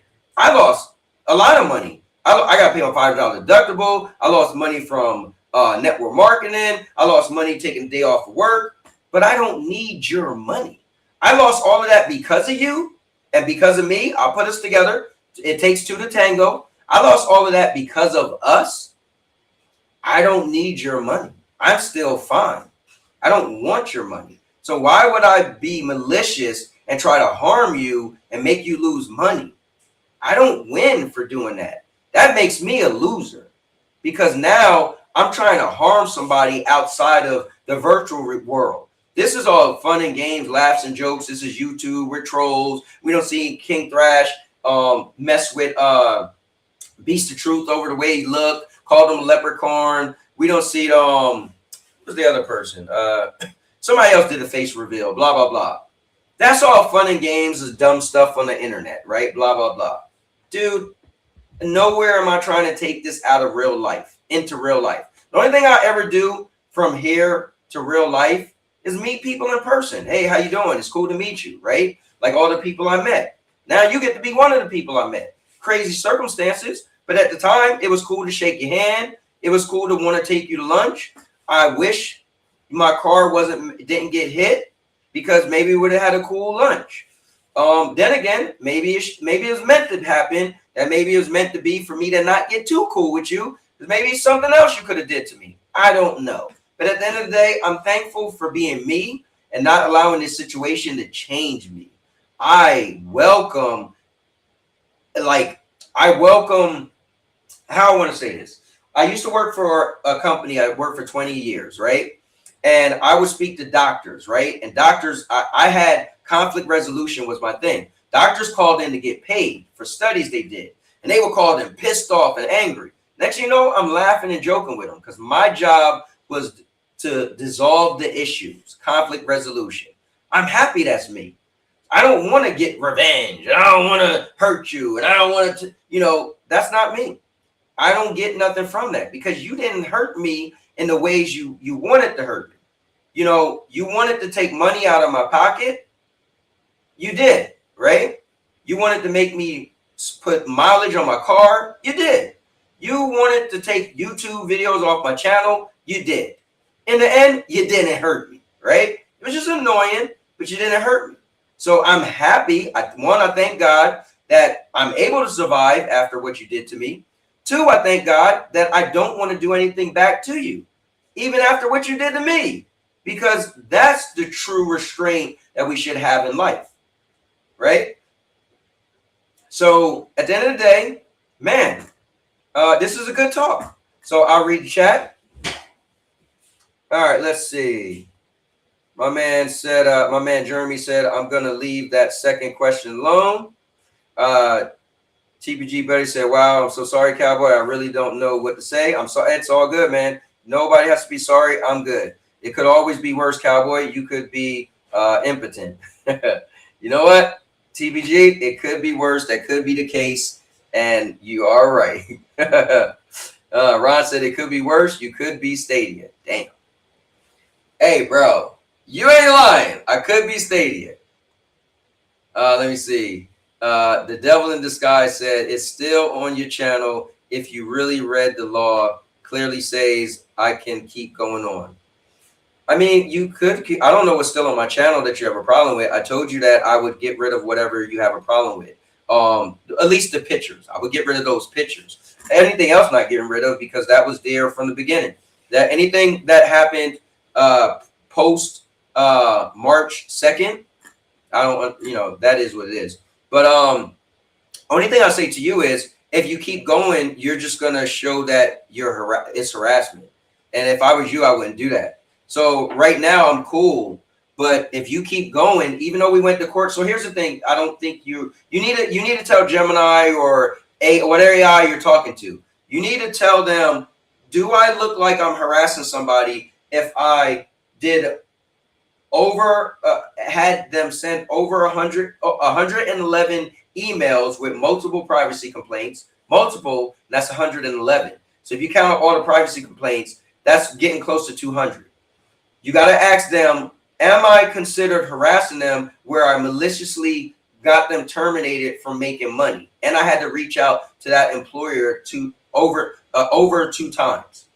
Am I harassing them if I made up a story and had them to come all the way from Florida to Louisiana? And then the icing on the cake that you got to ask AI is, is it considered harassment if I said the person was stalking me and I live in Louisiana and they live in Florida and I said they were stalking me, but they never really stalked me at all?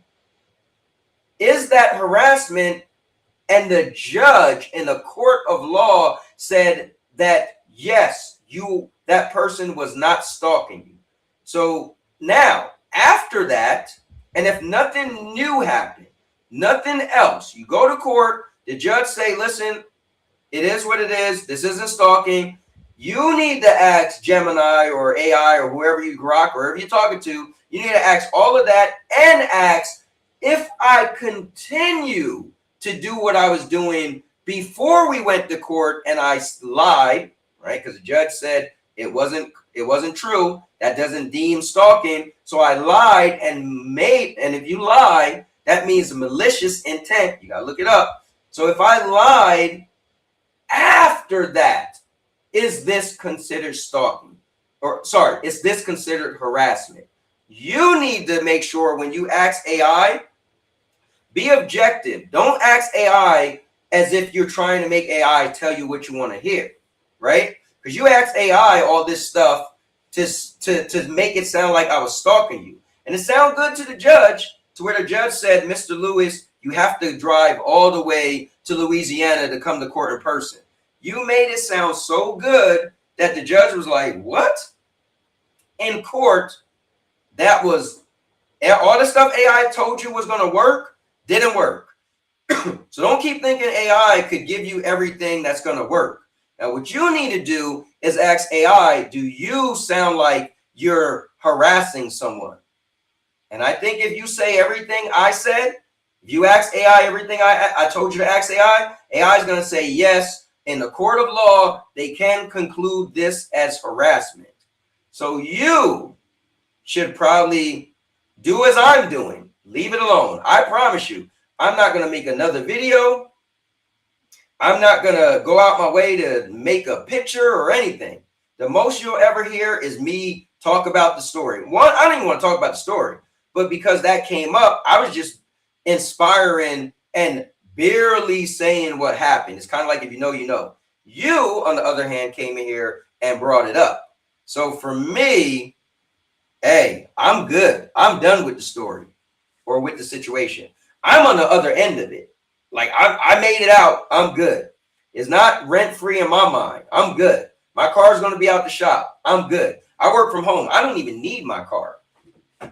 I'm still going out and doing things. So my wife got a car. She has to drive to work. I'm good. You know? So I feel bad for you because it's still more on you than on me. You know what I mean? But dude, it is what it is. No big deal. You got everything you wanted and more. Like I said to you in person. Listen, you didn't win in court, but guess what? You wanted to hurt me. You got to literally see how pissed I was that my car got hit. So you got to be there. What more satisfaction did you get to see the anguish on my face when I seen somebody hit my car in the court parking lot, and I came all the way there because of you, driving 8 hours there, 8 hours back. So you got that, bro. You should be happy. You should be like dancing around. Look what I did to Cowboy. I did that to Cowboy. That was me. You got that. You got that. Why even want more out of it? You know, like I'm a nice guy, but I am human. So don't force my hand. You know what I mean? Like I'm cool. You know how many people said block him? I said block him for what? He just make another account. It doesn't bother me from him talking in the chat. You know, whatever.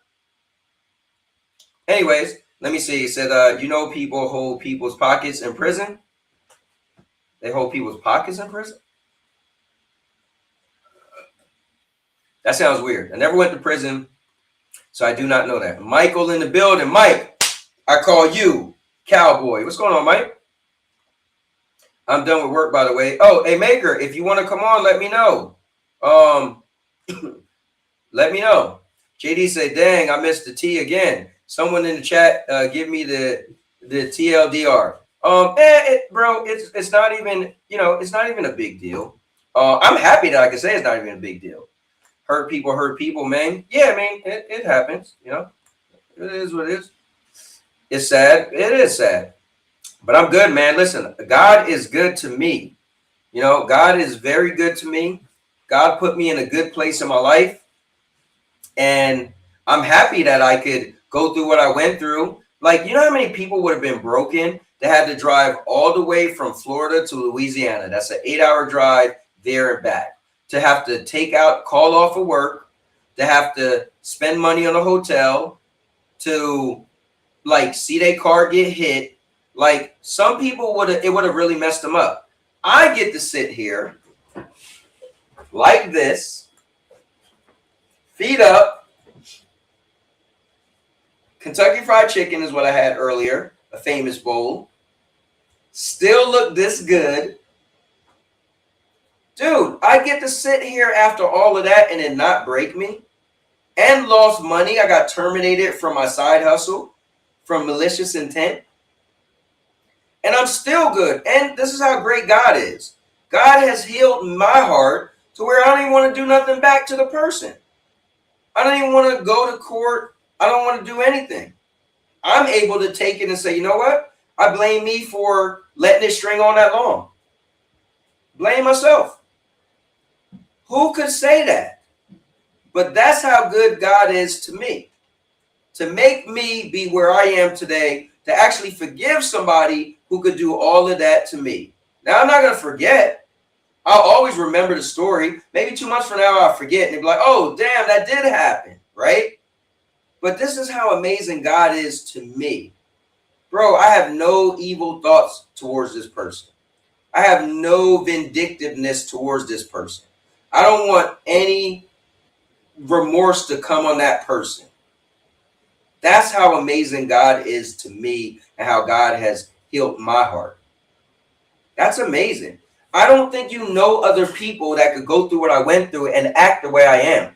I'm sitting here with this person in the chat still talking about if I want, I could do this and that. And I'm just like, hey, bro, you have to really think how great God is to me, because people can't sit here and say what I said. Like for me to get out of court and look this same person in the face and shake their hand and say, listen, man, if I could do anything, you know, I will go do whatever you want me to do on the channel, right? Hey, man, do you want to go to lunch? Do you want to ride to your car? For me to have to take off work for a person, drive all the way there. And mind you, this person said I was stalking them, and I knowingly that I live in Florida and they live in Louisiana. Like, how did they think this was going to pass? Knowing that I've never, ever contacted or reached out to them since March 31st when they reached out to me. How did he think that would be stalking? So Gemini, Grok, whoever done lied to him. But who you know would be willing to walk out of court and actually walk up to him and say, hey, man, listen, I'm sorry for how this thing turned out.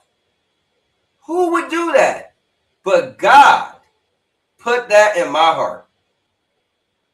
People don't do that. People would have been fighting. People would have been suing.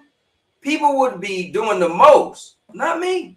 Not me. Bro, look at all I have in life. I'm happy. I'm fine. I have a great, beautiful life. I don't need to do anything wrong to him. Karma, whatever you want to call it, what goes around comes around. Maybe that's what I deserved. Maybe I needed to learn this lesson. Maybe what goes around comes around, karma was what I got. Guess what? I'm okay. Because that's what my God has done for me and my heart. So I'm good, brother. If you want to go and do privacy complaints, that's what's on your heart, cool. If it make you feel better, cool. All you need to know is I won't be doing anything to you because I'm good. We had it out. We went to court. You win some, you lose some. I lost money. I lost time. Somebody hit my car. I lost all of this stuff. But guess what? I still came out better because I got a better perspective of it. And I'm in a great place in life. That's what my God has done for me. So I will say a prayer for you. Matter of fact, when we were walking into court, it was a guy, true story. It was a guy standing outside and he handed me this. And he said he was a Christian. And I shook his hand and he said, hey, I'm just standing out of court and I'm handing this out to anybody who's going into court. Can I pray for you? I said, I would like you to pray for the person that I'm going to see. This is true story. Swear to God. I said, I want you to pray for the guy and you soften his heart. Because I know we're going through a lot and he had me come all the way out here. And I felt a little emotional. It literally happened. I still have this. I brought this home with me that I was given right before I walked into the courtroom. True story. So for me, I'm good. I went through all of that. Nothing's more powerful to say that you put me through all of that and I still want the best for you. That I still don't want anything bad to happen to you. I don't want to be malicious. I don't want to be the guy going back and forth. Who can do that? But my God put that in my heart. Bro. So I won. Because what you tried to do to me didn't get to me. See here? The mind, the heart is so powerful and so important. And you didn't get the black in my heart. You didn't get to change me from the guy that just let anybody join the show. The guy that would drive all to Connecticut and meet Rue Diggs. The guy that would go on my vacation and take time out with my daughters to meet Doc Dark and TK9. The guy that would get on a train and go meet Chariot Man Gaming. The guy that drove next year in March. I'm going to meet Cubini. Like, so many people I met because my heart is still a people's person. So for me, I'm great, man. I'm sitting in a great spot. And I just hope for you, and I will pray for you. I will pray for your heart and your mind that you can move on and not let this situation hold you. This situation has so much hold over you that every single one of my live streams, you watch from beginning to end, trying to see if I would say your name. or say Felix the Cat.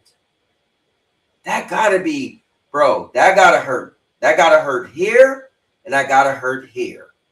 Just imagine something have you to the point where you feel compelled that you have to know if somebody's gonna say something about you. That has to hurt. So I will pray for your heart and your mind that you can be healed. That God will allow himself to heal you and what you feel after this situation. You went through lengths to hurt me, a guy that's been so nice to you. You was that upset. And even in court, you mentioned how you were more mad at other people than me. But you did all this to me. Well, I'm happy you did this to me. I'm going to be honest. You could have did this to Neos. You could have did this to Vet. And Vet is a loose cannon. You probably knew not to do it to Vet. And we don't know Neos that well. He's young. But maybe you probably shouldn't do that to him. You was able, God made you do this to me, I believe. God made you do this to me because he knew I wouldn't do to you what other people would do to you. Because you didn't try half of that. And you could have did stuff to Vet because on Twitter, Vet posted all that stuff. Put you in a tutu, made a crown, said fag, and you didn't dare do anything to Vet, what you did to me. But because God, nice enough to have you do that to me, and I didn't do anything in return besides a 4-second meme that said, this is what happened when you effed up, and showed stupid little pictures. Bro, I can't make this story any more amazing. Any more amazing. And I got to meet you in person. And I was super mad that I seen my car messed up. Imagine what could have happened in person. But my God, my heart, my God, what he put on my heart. Bro, this wasn't a coincidence. This meeting that guy in front of the courthouse wasn't a coincidence. And instead of me, and when he asked me, can I pray for you? I literally, all jokes aside, truth to God, I asked him to pray for your heart. That's crazy. I was more worried about you than me because you went through lengths to hurt me. So that gotta be hard on you, man. It gotta be hard on you. This gotta be weighing on you. This gotta be on your mind. Like I knew, my wife said, so you think everything's done? I was like, yeah, I think everything's done. She's like, you don't think you get another privacy complaint? I was like, there's nothing else I have. I said, but he's gonna be watching. I know he's gonna watch the show. I guarantee. That gotta be hard. That you're compelled to watch the show, even though I went all the way to court, even though you did all this stuff to me, and in the end, I was willing to shake your hand and say it was nice to meet you. I did that. No one else would have done that, I promise you. But I did. So why would you think I would still want to do something to harm you? If I went through all that, I didn't say, F you, get out my face. Bro, I was nice as could be after you did all that to me. Finding out in court documents that you maliciously got me terminated from making money. And I still, after that, shook your hand and said, it's nice to meet you. I would love to go to lunch with you. That was me.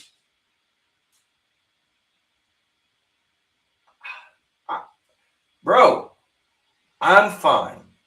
I'm doing great. And I just want the same for you. I want you to be able to wake up on a Tuesday and a Wednesday and not feel you have to turn on my YouTube channel. I would love you to be able to take a nap while I'm streaming and not have to wonder, is he going to talk about me or not? That would be amazing. But right now in your life, you can't do that. Right now in your life, the only thing that's in your mind is, what am I going to say about you? Bro, I don't have anything bad to say about you. Everything I've said was true. Everything you did is even in court documents. At the end of the day, I gave you a pass. I said you was fighting for what you believed. You were willing to go through lengths to hurt me. That's fine with me. I can't tell you how to get revenge on me. That's truth to God. I can't say you went too far. I told other people the story. They said, hell no, Cowboy, you went too far. I said, dude, I can't tell him he went too far. That's not up to me. That's between him and his heart. He's the only person could tell himself that what he did was too far. For me, all it's for me to do is forgive you. I forgive you. I understand that you were really bothered what I did and what others did to you. And I know I wasn't the only one. That's annoying. But at the end of the day, thank God you took it out on me, because I'm not the guy to want to be vindictive and get revenge on you. Other people, I'm sure, would. So at the end of the day, bro, I'm doing good. And I'm still here willing to pray for you and willing to, like, it is what it is. Now, I can't ever have you on my content again. Now, that would be crazy, because I wouldn't allow you to be able to have that power over me. Because now I have to, wonder, like, okay, what would you do? Like, I'm not blind, right? I'm not stupid, right? I understand that, why I have forgiven you, but I have to be cautious as well, right? That's just the insight that I gained from this situation. But at the end of the day, I forgive you, man. It's all good. And I'm saying this publicly, live, in front of whoever's watching. I forgive you. It's all good. It's all good in the hood. It's all good, man. Fuego said, what's up? My man Frigo. Fuego. What's up? Whatever his name is. Tricaris. What's up, little Neff? Little guy, you want to bite my nose? You're thinking about it? You were thinking about it, wasn't you? Little bearded dragon. What's up? You want to jump down here, don't you? Mm-hmm. I know you do. I just cleaned this cage. Oh, yeah? The guinea pig's cage. Nice. All right, so let me get to the comments. Sorry, guys, I'm just on a little tangent today. I had nothing actually planned for today. I didn't even think this was going to happen. But it's all good. Let me see. Okay, so JD said, hey, just play 50 Cent. Many men, many men wish death upon me. Hey.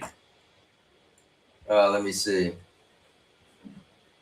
Thought my light was still on. Yes, sir. God is good, bro. And you definitely being an example to keep showing love. It will shame that person and the devil in any way. No, I agree, man. I agree. Maker said, just need a link if you want to send to my Discord. You know what, Maker, man, I think, yeah, I'll send it. I was about to say, man, I'm supposed to start my stream tonight, but it will be cool with a good story, which having you come on. So if you do want to come on, that's cool. But I don't want to be too long, because I am starting my Miss Fall Hunter community stream today, trying to get people together that will help teach people the game, and we could play together and kind of learn the game together. JD said, amen. Cherry Man said, what's up, Cowboy? In the chat, Cherry Man said, well, what's going on here? But JD said, he can't fathom the love. Nah, man. It's the love, bro. Like, honestly, right now, I feel so great, because for me to be able to talk about this live and mention my love for God and God's love for me, and that I could forgive somebody, like, anybody you tell this story to, they're not going to say they could forgive this person. They probably would have took them to court. They probably would have wanted to do worse, right? But for me, what do I get out of it, right? I got to look myself in the mirror knowing I wanted to be malicious to him. I got to look myself in the mirror and know I wanted to take money out of his pockets. I got to look myself in the mirror and know that I wanted to do harm to him. I have to look myself in the mirror. And this was all over just something stupid on the internet, right? Even in court, here's what's the sad part. In court, live in front of a judge, he said that he already showed himself on the internet anyway. So just think of this. Originally, he told me personally that he didn't have a problem with his face being shown. That's truth to God. Okay? He said he only had a problem with Neos put the word bum over the picture of what was half of his face that was distorted, right? Okay. Then he lied and told YouTube that he can't have his face shown on the internet because he's a civil servant and he's not allowed. So just hear me out. He told YouTube that that's legally documented, but in court it's legally documented that he said he can show his face on the internet. Then he said, no, it's not that I can't show my face. What bothered me was that it was the AI. I said, and this is in person, by the way. I said, wait, then how did you get my picture, my video taken down when it wasn't AI? Oh, I used a third-party source. So I'm like, oh, bro, you were really doing the most. So you just admitted that you lied. You just admitted that you didn't have a problem with one video. And then you same sentence admitted that you got that video taken down just because. Man, oh, man. This is a true story. But at the end of the day, I'm happy I'm who I am. I'm happy my love is greater than any evil that he wished upon me. You know? The dude that was on the show got upset about something, had some videos from Cowboy Channel removed, and then took him to court and is still lurking on streams. Well, you know what? I'll say this. It's a free country. So at the end of the day, I can't tell somebody they can't come to my YouTube channel. So I won't even call it lurking. I get it is considered lurking. That person's pretty much just sitting there listening and watching and not saying nothing. So that's the term lurking. I just look at it as, listen, it's free country. Nobody can stop you from going to YouTube unless I make it a stream where it's only for the members, right? But I would never do that. It is what it is. Because anything I've ever said, here's the cool thing. Anything I've ever said, I said public and live. So anything he ever had an issue with, I said live with viewers watching. So I never said anything crazy. Nobody could have a clip of me, saying anything bad. He tried to twist my words and say I said I was going to dox his son. That was crazy. Never said it. He tried to twist my words and said I was going to show pictures of his baby. Never said that. So like he tried to say I changed my channel name because of him. I changed my channel name and I said live when I changed my channel name that I wanted to see if I could have my channel more honed in and focus on people's channel, me, right? Because I thought And Now Your Mama Knows was a little hard for people to understand. Then what happened was on my shirts, I changed my channel name. My shirts got a barcode. So I ended up scanning the barcode, and because I changed the name, it wouldn't let you see my shirt. So then I was like, God damn it, I got to keep the name. Plus the name got me and my grandma, so I changed it back. This guy was doing the most in court. In the documents, he wrote all of this, right? All of those things could be found false, and they was in court. The judge had to read everything, right? I'm sure before the court case, he had to read over everything. It was found false. So at the end of the day, imagine how great it is for me to sit here today with a smile on my face, still saying I forgive him. You can't beat love. I'm going to outlove you. You're not going to outlove me. You might out-taunt me. You might be petty than me. You might be more vindictive than me. You might be more malicious than me. But you won't outlove me. Because I'm going to outlove you. Because I forgive you, man.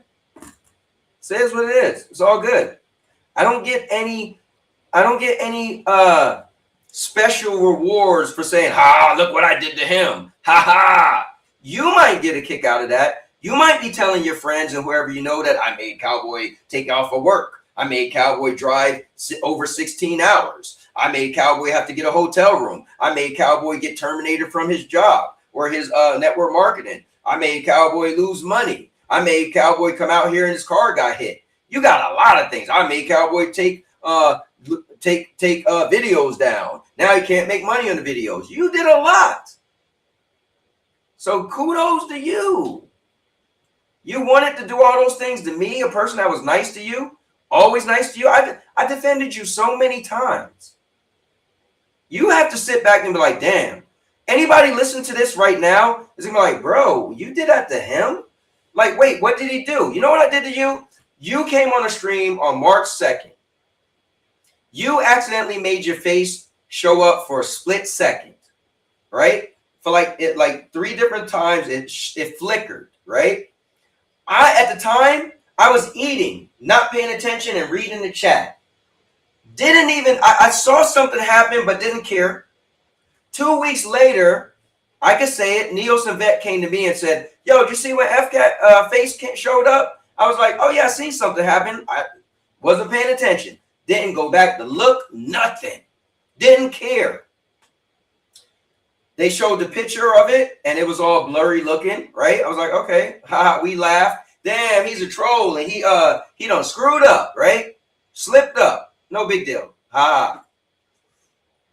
Then Vet used AI to just make the picture look better, right? And then he went crazy. What he did was crazy. All I did, I made a little meme. Like, this is what happened when you effed up. And I made that meme on unlisted. So the only people who could see the meme is the people I personally showed. Vet took my meme and literally downloaded it and put it on Twitter. He did that. I didn't do that. So then he went crazy and put a whole dress on you and called you a fag and all this stuff. I didn't do that. All I ever did was made dumb little memes. Then you didn't come to me first. You went to YouTube before you came to me. After all the years we know each other, you went to YouTube and put a privacy complaint on my video and didn't come to me. So I was annoyed. At that point, I was like, all right, man, I don't think I can let him come back on the podcast because you try and make me lose money because you could have came to me. Then you came to me after the fact, and I still said, hey, I'll do everything in my power to try to get the word. And you said the words bum was the only thing that bothered you. Cool. Then you showed me baby pictures and your kids' birth. I was like, whoa, why are you showing me this? I thought it was weird, and I didn't need to see it. And you was like, I'm pleading with you. I was like, bro, I would do. Still a good guy. I'm like, I would try. I spent hours trying to get that done. I screenshot and everything. That YouTube program couldn't get rid of it. So I was like, it is what it is. After that, you went crazy with the privacy complaints. Then what I did, thinking I'm funny, I kept making the memes. But all I ever did was make the dumb look. The only thing I've ever done, never talked about you. I just made dumb little memes. That's it. That's what I did. Dumb little 4-second memes. Putting little different pictures. One picture of you was like, or that picture of you, right? That again was from, it was like a picture from here up. You couldn't see what your bottom chin looked like. It was unrecognizable. You was doing the most. Me, that's all I ever did, right? So I'm glad that I never had the heart to do what you was willing to do to me and what you did do to me. I'm happy that you didn't turn me into a monster that you became. So you get to brag and say, I did this and that to Cowboy. But you know what? When people say, damn, bro, you killed Cowboy. What did he do to you in return? You know what you have to say? Nothing. He made a 4-second meme. Well, didn't you say he was stalking you? No, he really wasn't stalking me. He never stalked me at all. Well, what happened when he seen you in person in court? He actually shook my hand and said he would go to lunch with me. People are going to be like, wait, what? And then his car got hit. What happened? He came on live on his YouTube channel and said he forgive me. Wait, you did all of this to him and that's what he did to you? Who would do this? My God put this on my heart. I didn't have to do everything you did to me. And I'm happy because you know how crazy stuff was in your mind. Stuff must have been so crazy in your mind for you to want to do all of this to a person that was always nice to you. And I feel bad for you. To do all of this to me, as nice as I was to you, I feel bad for you. So I'm happy to tell you personally in front of all these people, I forgive you and I have nothing bad to say about you. I have nothing bad to do towards you. I'm cool, bro. I'm cool. Let me see. What up, CMG? What's up, JD? But Ant is showing the love of Christ to this bro. Let me see. I bet it was FCAT. Let me see. Oh, wow. Insecure. And then he said, all right, I'm back. What up? And then JD said, oh, yeah, for sure. I agree with you. Let them keep coming around. And then he said, oh, damn, still, this breakup is getting wild, bro. Respect. And then CMG said, network marketing. I haven't done that in a long time. Yeah, it was a good one, too, man. I was making some good money. Not for 3 seconds, man. But anyway, guys, you know what? In my mind, I wanted to make a video talking about the whole story because I feel like at some point I wanted to at least, have one thing that mentioned the whole story. And honestly, I think this podcast would be the whole story finally got said in entirety from beginning to end. And I'm happy that I can say in the end, I forgive the dude. It is what it is. So, and in my mind, when I was thinking about I was going to make a video, maybe 15 minutes or something like that. But in my mind, I never thought to say I forgive you. But I'm glad this actually came out of me live because it really hit my heart that that's essentially what I did. I didn't want to do anything bad to him. I didn't want to go back to court and try to get him to pay, remunerations for what I went through, what he put me through. And that's actually documented now. So it's documented that I went to Louisiana because of him, and the judge did not grant him stalking. So that means he falsified me stalking him. That's documented. I can go to court for that. But for what? I don't gain anything by hurting another person. That didn't hurt me. He tried to hurt me. But my God is too powerful to make him hurt me. The little money I lost, I'll gain it tenfold. It's okay. That money will come back. Bro, I'm good. Anyway, but I wanted Maker to come on. It's almost 9 o'clock. And I'll say this. If Maker does want to come on, I will let him come on. But if he is busy or something, then I'm going to keep it moving because I do want to do my stream. But I think what's cool is Maker went all the way to Japan and he got pictures and stuff. And I think that's really cool. So Maker, Maker, write me in Discord. I'm looking for your name right now so I could send the link to you. But I don't.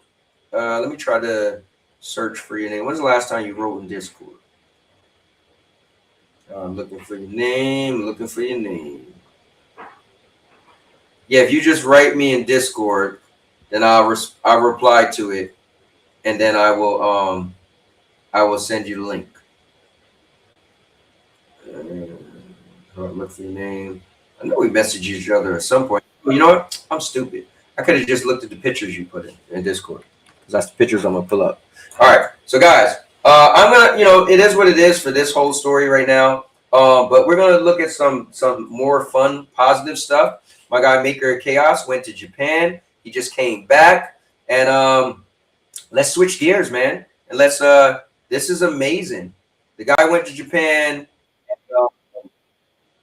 and did some big stuff. He went to Germany last year to Gamescom. Maker Chaos is doing big things. And what's cool is I got to meet him in person too. Maker actually came to Pennsylvania. I drove out to the airport, met him, and Maker's the only person that got to say he came to my house that I met on the internet. Well, Energy came to my new house, so that's kind of cool. And I went to Energy's house. But let's give it up for none other than Maker of Chaos.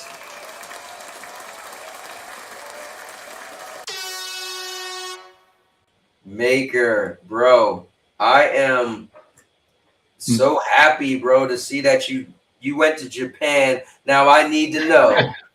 I need to know. Did you make it up there or not, man?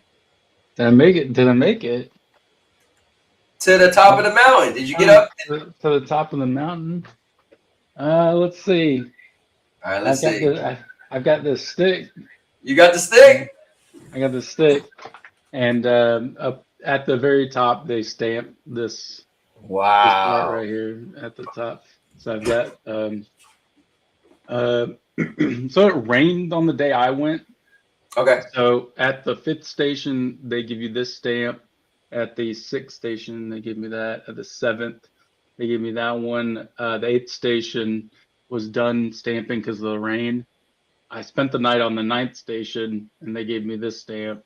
Okay. And then the 10th station was this. They gave me this, and this came with So you made it all the way up. all the way up to the top. Yep. Yeah, but you said you end up staying the night on one of the stations. So Yeah, it became a lot more. Oh, I also got at the top they gave me this little. wow. So it ended up being more intensive than you thought. Yeah. So I arrived on the 5th station around 9:45-ish. PM? I had AM. Okay. And I had rented some hiking gear because I'd heard that it gets cold, it gets close to freezing at night. Okay. And I picked up my gear. It took me maybe 20-30 minutes to like gather all my things, get ready. Okay. And then and I started hiking it up. Around 2 p.m. was when it started raining. And the higher up you go, the windier and the steeper it got. And and so I was being battered by wind and rain, and it was like close to freezing. My hands were like numb Damn. because a friendly like Japanese elderly man, like he was 65 years old, climbing. When I first started climbing, we were walking together up, and he was like, "Oh, you don't have any gloves here. Here, you can have these." They were not water resistant, Okay. and so I think I hiked about 3.5 hours through rain, cold rain, and it was awful. I was like, I had technically reserved the top of Mount Fuji to stay at the top, but I could not make it. So my recommendation is, because the weather can be drastic, Right. reserve a place at the 8th or 9th station, because at the very least you don't have to go all the way up to the very top. Oh my god. Okay, so remember when we talked, right? So you know what's crazy is what you think is gonna happen versus what actually happens. So Yeah. remember, we talked, and you was like, "Hey, listen, I'm gonna start like 6 in the morning, and I'm gonna hike the whole day, and I gotta get up there by 5:30 because I rented something at the top at 5:30, and I gotta be there on time." I got to the night. No, I got to the 9th station at 5:30 because I basically had to like hold up like 45 minutes to like an hour on my, at least that time through the rain, because at certain parts it was lightning, so there's like lightning around the mountain, and so I would like cling to like a rock like while the lightning would like go off. And you're doing this by yourself? I was doing it by myself, but there were other people going up too. Yeah. That I nearly gave up like halfway up to the 9th station. I was like, I'm about to turn around and just go head back to the 8th station, and I was like, I might be done. How far apart are these stations? Like, they're generally about like it depends. The early ones were, I would say, the 5th to the 6th station was maybe 45 minutes. It wasn't too bad, 30-45 minutes. But then from the 6th to the 7th was another, I'd say 45. And then again, like I would say all in all, I'd spent like 8 hours climbing. There's 2 7th stations. So there's the new 7th station, which is closer to the 6th station. okay. And there's the old 7th. And then from the old 7th, you go to the 8th. And from 8th to the 9th. And from 9th, you have the 9.5 and the 10. I would not have gotten to the top if I kept going that evening. Because Makers, beer, grills. going up at I think it took me about an hour and a half, hour 45 from the 9th station to the top. But I took my time. I started hiking around like 2:30. So wait. You started in the morning, right? Yeah. And then you eventually got to the night station and said that's where you're gonna stay the night. No. I in the afternoon, I got to the night station around, I'd say around 5:30. Okay. I had to stop because like one, the rain, what they don't tell you is the dirt. Like because it's so windy, Right. I had like dirt get in my eyes and Damn. stuff. And so I would say the only reason why I got to the night station was I kept seeing people pass by me while I was like stopped by a rock. I was just like, well, let me get back on the trail and Yeah. follow these guys. No, I'm trying to understand. So, meaning you started in the morning, and then Yeah. what time in the morning you would say you started? I'd say I started probably like 10 minutes after 10. Okay, so 10 minutes after 10, and then you made it to.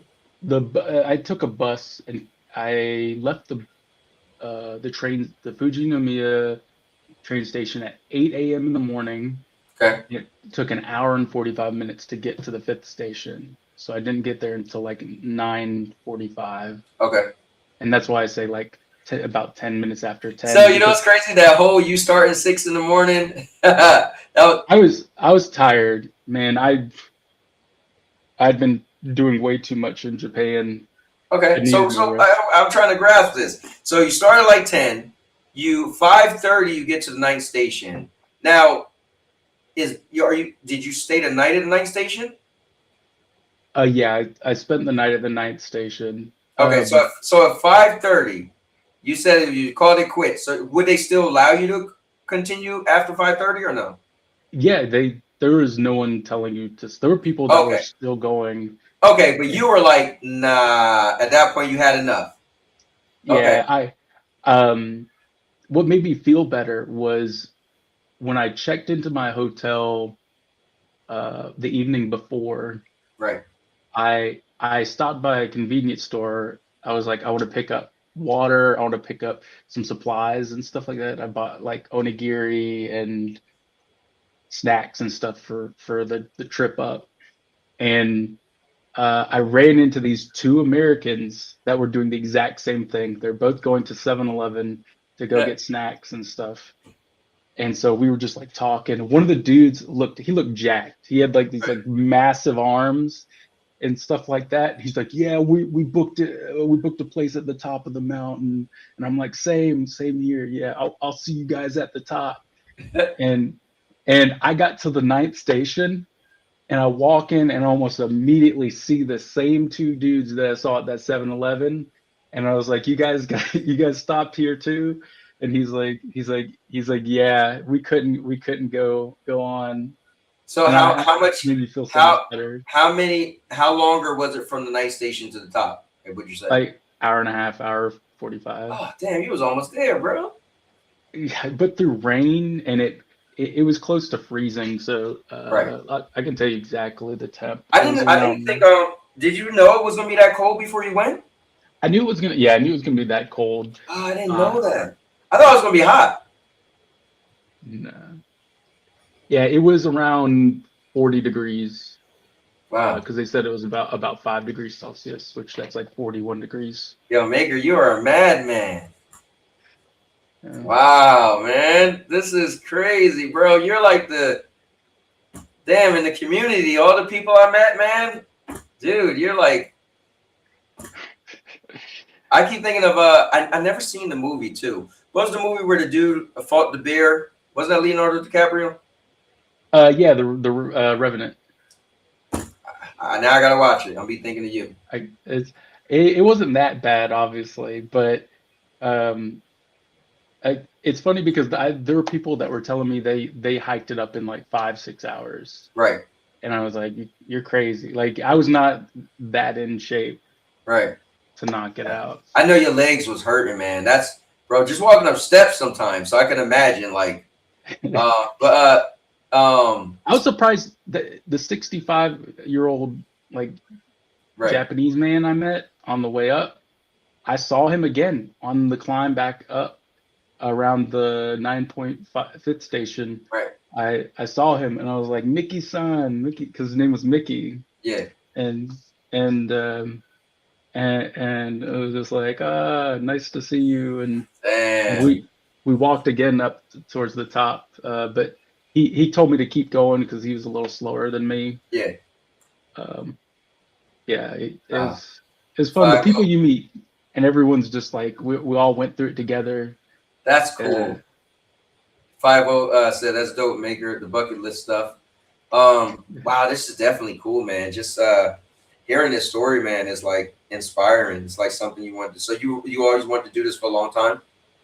For a while, yeah, for probably for the past couple of years, I've just been like, Ah, it was like this is what I want to do, but I kept like it in my mind. I was like, I gotta keep going. I just gotta go. yeah. And yeah, So did you like? So did you lose money by not going to the top? Like, because you originally I wanted to. I had to pay an extra amount to stay at Ninth Station, Right. which Okay. was Got you. close to $100. Got you. Yeah. Yeah. Hey, man, I drove out to Louisiana and didn't want to. So I mean, had to get a night out there, and that was gas there and back. And then somebody hit my car, $500 deductible. But hey, it happens. I Wow, Maker. Dude, so can I pull up some of these pictures? yeah, go for it. Share the photos. Yeah, this dude. All right, let's who the hell is in the VC? Oh, I'm stupid. Wait, how are you gonna I spent too much money on cards too. You can ask Rudigs. I bought Pokemon cards. Oh wow. Oh wait, here you let me pull up the pictures first, then we get to Pokemon cards. If you're gonna show them. Yeah. This is cool. Well, I think you put some in there before, so let me find them. Okay, so I'm gonna bring up the pictures you first showed on August 4th. So, guys, let's check this out. Look at this. Oh, Here, I'll make a oh, I love that place. That's Tomonora. It's just outside of Fukuyama and Hiroshima. So it's near Hiroshima. Wow, that view is pretty, man. Like this looked like something you just looked up, you found on the internet. But this you literally, did. so all these pictures, you took these pictures. Yeah, these are all mine. Wow, man. Let's check So this. what I loved about that previous one is that's a really small temple. Uh-huh. And it looked like it was down like a small little narrow alley.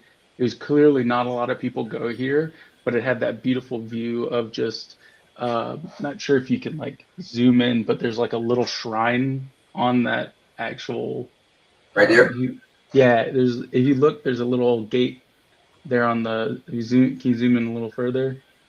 You see the Oh, let me see.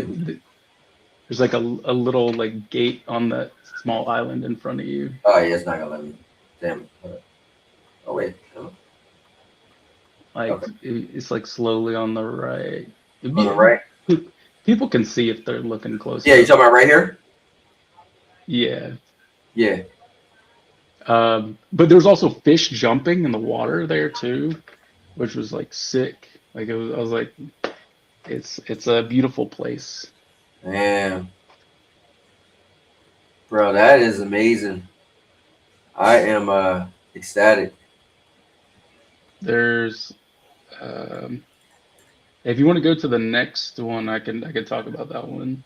Yeah, I'm just gonna get my life together because clearly. You're good. Okay, here we go. Clearly messing it up. All right. So this is another temple. The waterfall in the back is called the Nachi Waterfall. It's in Nachi Katsura.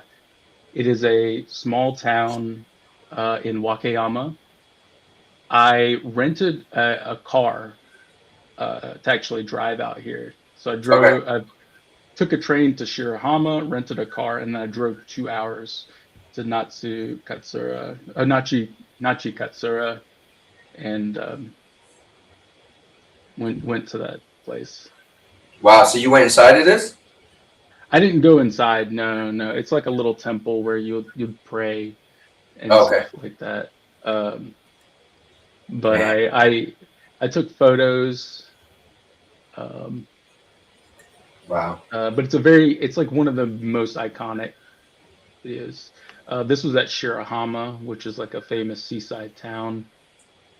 And Damn. so beautiful views.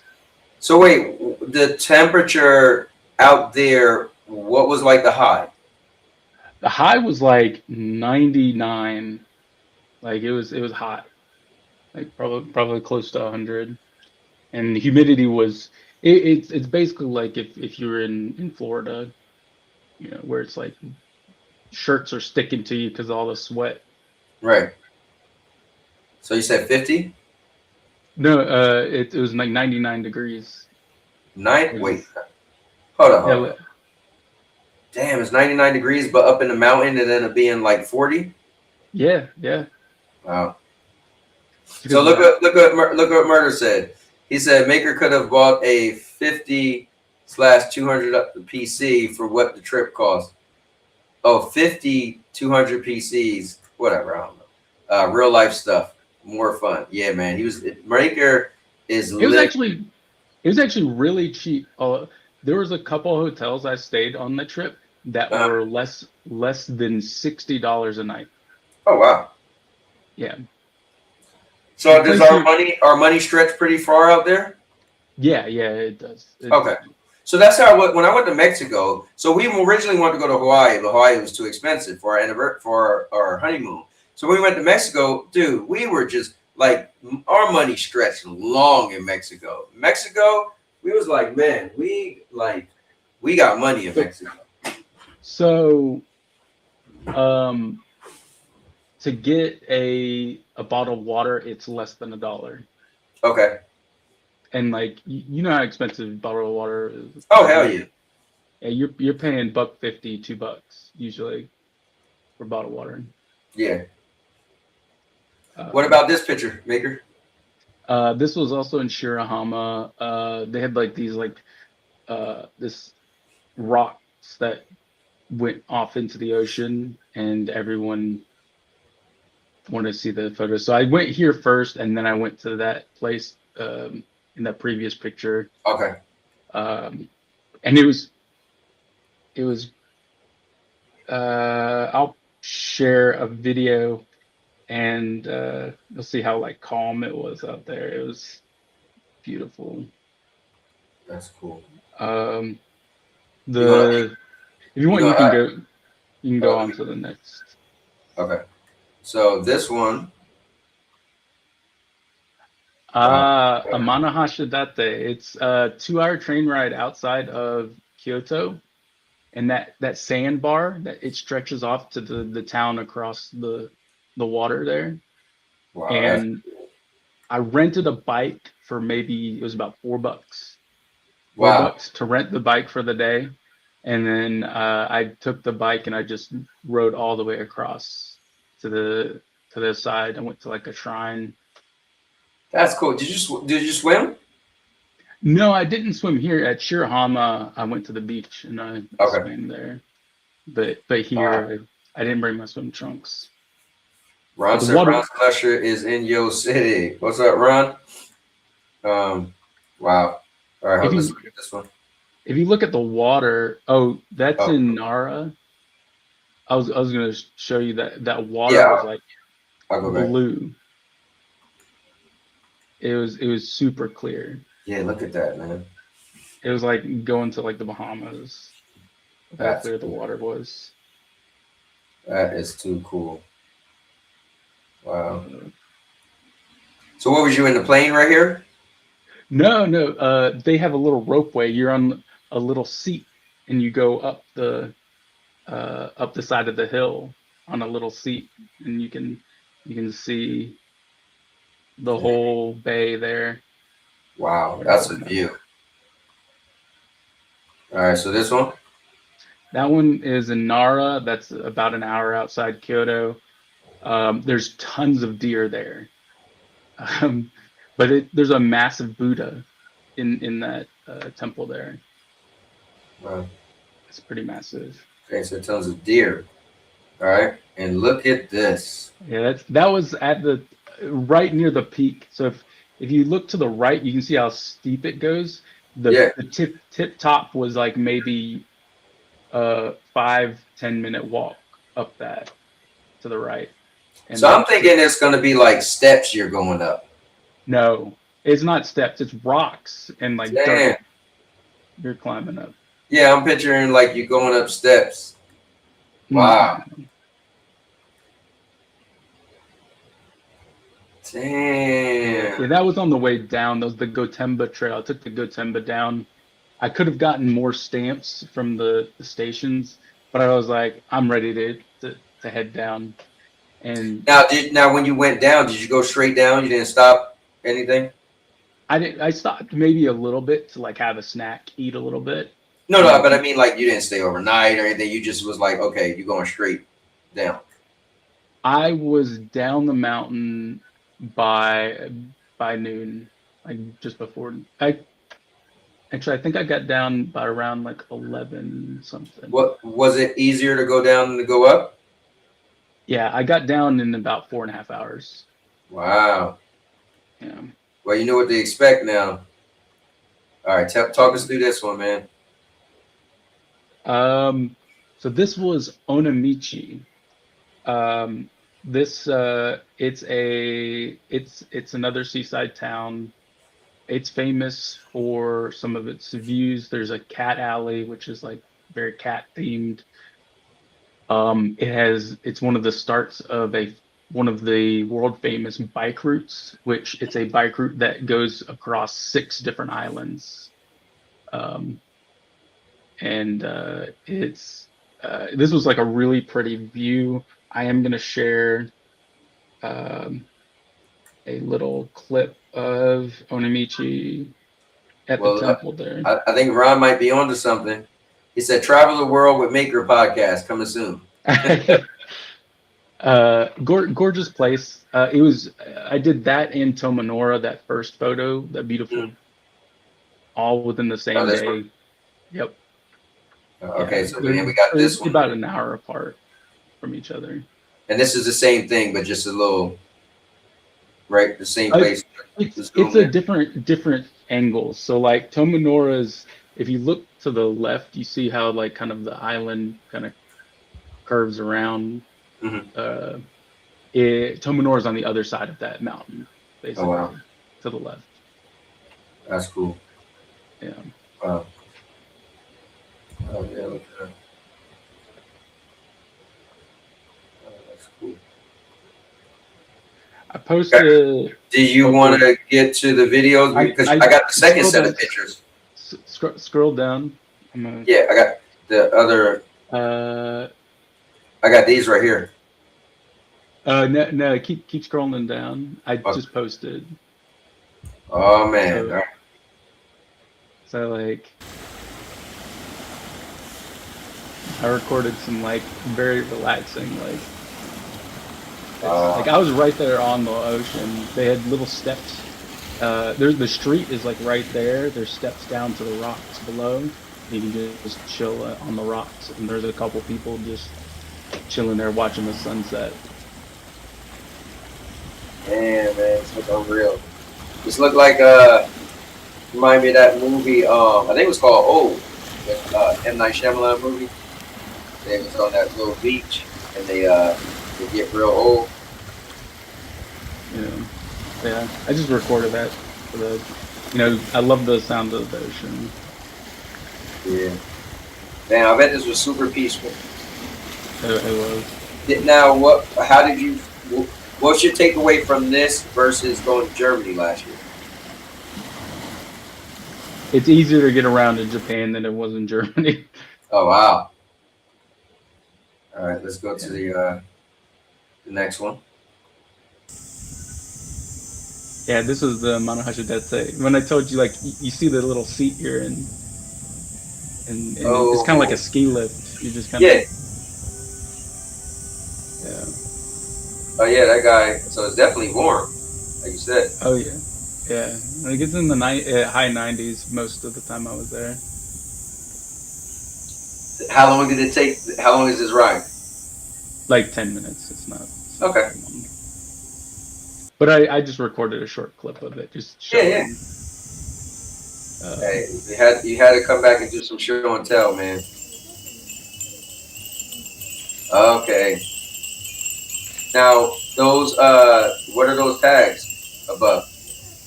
Usually they're kind of like a lot of them. People write their wishes on it, and it's kind of they leave them there at the shrine um, to hope their wishes come true. So that's what a lot of people do is they'll write little stuff That's on it. dope. Okay, so now I gotta go to the pictures. And okay, so let me go to these. You gotta talk us through these. So that's Miyajima. This is an island. It's about 45 minutes away from Hiroshima, and it was another hike, which I really shouldn't have done another hike. I did take a ropeway up, which it takes you all the way up until about 30, 40 minutes away from the top, and this was the top of the And mountain. what's a rope way? You get to hold the rope going up? No, it's like usually it's like a train car or something that goes along like a rope all the way up to the top. And this is cool. And yeah, I had to walk up another 40-ish minutes to the top of the mountain. There's a shrine there. If you notice, there are a lot of shrines on top of mountains and high places, and it's because like in Japanese, they built the temples high up because they said it was like kind of closer to God, which makes sense. Yeah, yeah. Evan. Okay, so what's up with this? That was the another one of the photos, I think. Right, from that other earlier place, right? Yeah, I think I might have just shared a lot of the same photos as I did before. Okay, yeah, this one is with the waterfall. Okay. Not this one. Oh, that's it's from below. This is the waterfall from below. Wow, man. I should share. Let me see if I can. Okay, yeah, these are the ones we've seen already. Yeah. Was there another one that? Look at this. Yeah, everyone was on the rock, just like chilling, looking at the sunset again. That's pretty. This and that other place was like a 10-minute drive from each other. So I just drove here, hung out for a bit, and I was like, that other place is also supposed to be beautiful at sunset. Drove over there. And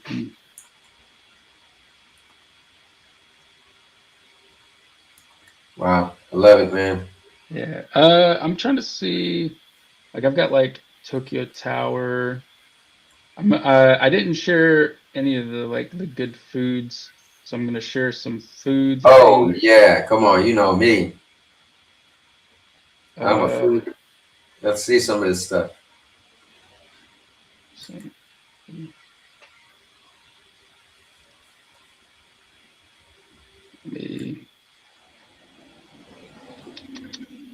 Where?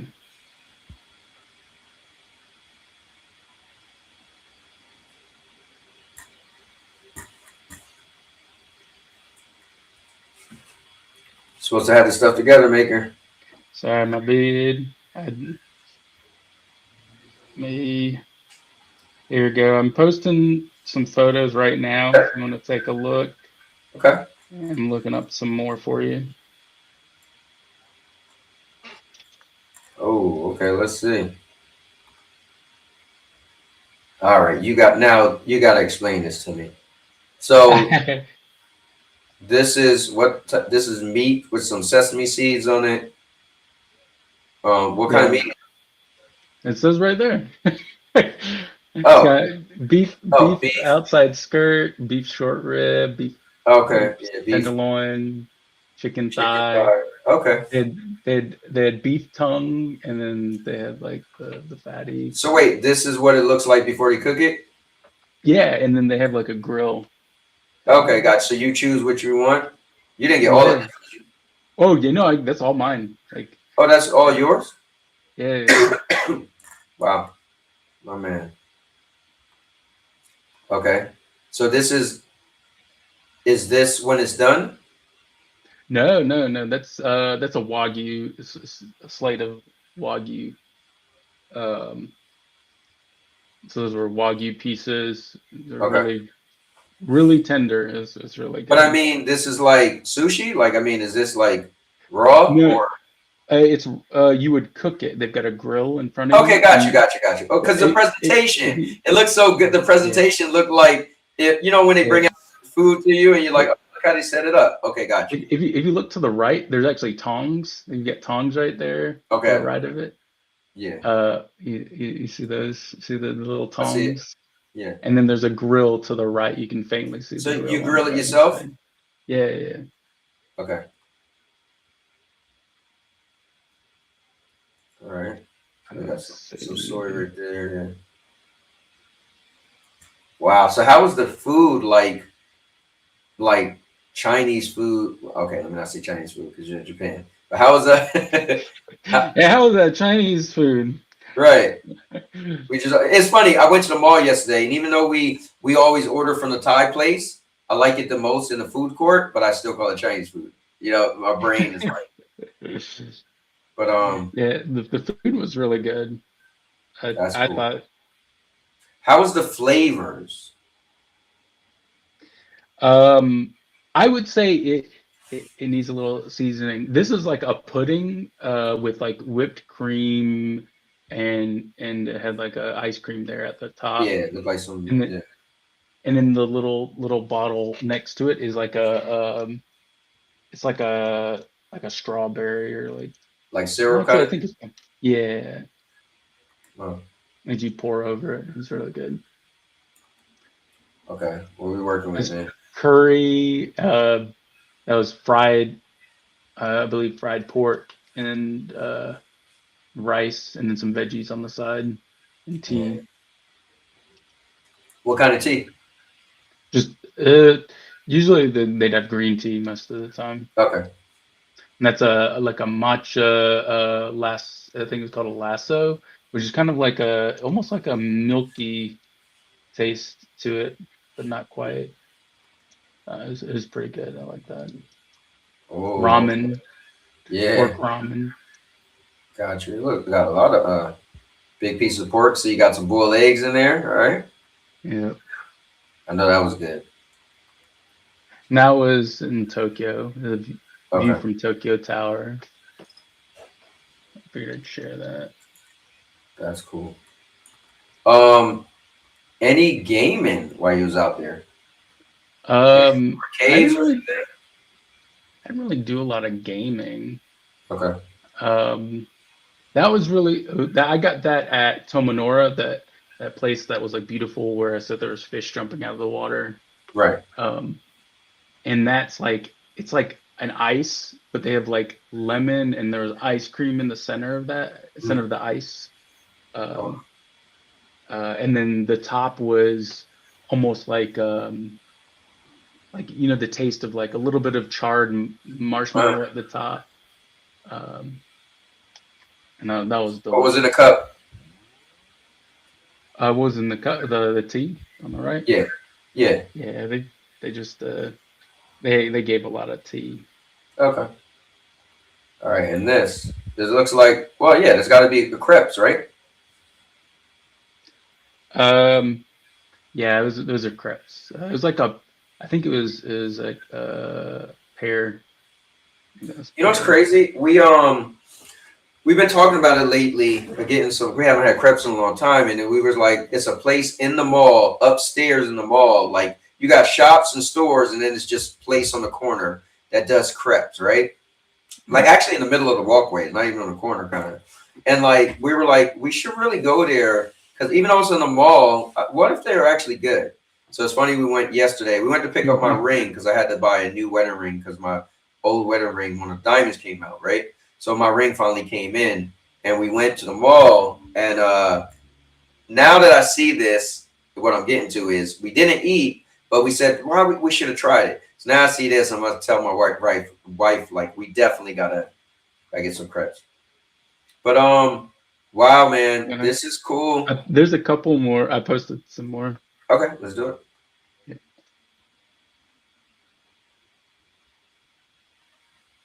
Oh, look at that.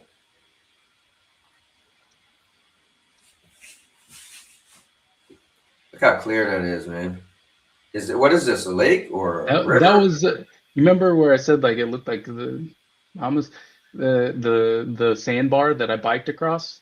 Right. That's the water. That's the water there. Wow. You could see the fish in the water too. Wow. All right.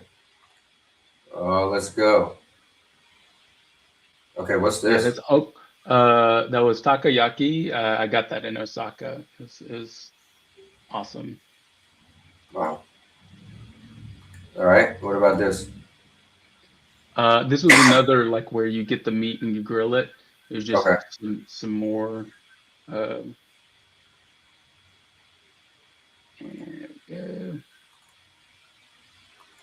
This was Osaka. They had like boats that they would come across, and everyone was like eating street food and That's cool. by the river. Did you have food there? Oh yeah, that was where I had the takoyaki, the dish before. So is this fish? Eel. That's eel. Wow. How was eel? Eel's delicious. I love eel.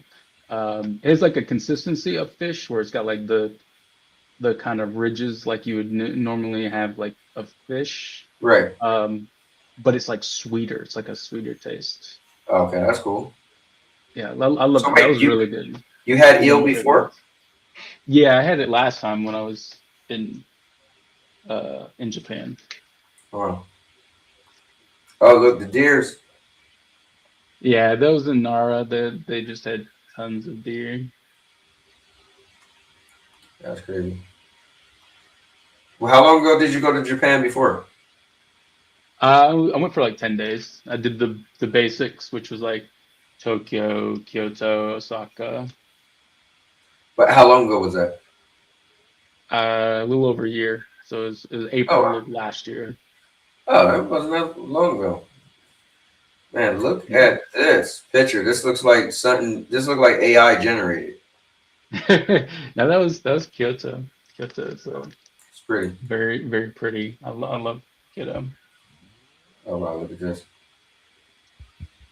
And that was more Kyoto, just wandering. Mm-hmm. This one temple was just gorgeous, especially in like the clear day. It's cool to see stuff like this, man. Yeah. And there's a little walkway, and you can just like look out at all the trees from above. It's pretty.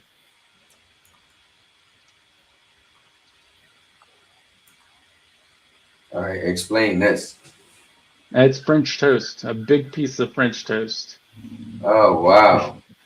Yeah. Did it taste like French toast? Oh yeah. It was delicious. Did you put syrup on it? Yeah. That little container there has syrup. And this is what, like whipped cream? Like whipped cream. Yeah. Okay. And they had like. And you had a piece of cake? Yep. Okay. Bro, did you gain like a couple pounds, or did you lose pounds from the hike? I believe I probably stayed around the same. Gotcha. It probably canceled itself out. Wow. This is cool, man. Oh, okay, hold on. Oh, what is this? That looks interesting. Oh, that's gyoza. It's dumplings. Wow.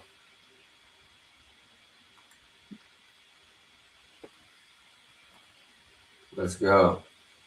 Yeah, that was the 65-year-old Japanese hiker that I. Which his name was again?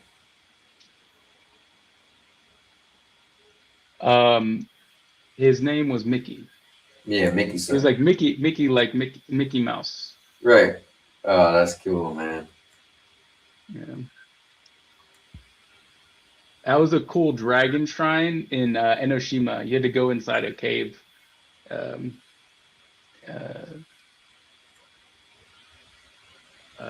but So look, you went close to Hiroshima. You didn't see Godzilla stalking around? I saw Godzilla in Tokyo. Hmm. So yeah, they gave you a little a little lantern with the candle to Uh-huh. like go through the cave, which I thought was really cool. That's cool. Now you when you said you was on the mountain, you rented the hiking gear. So like you didn't go over there with a big coat, right?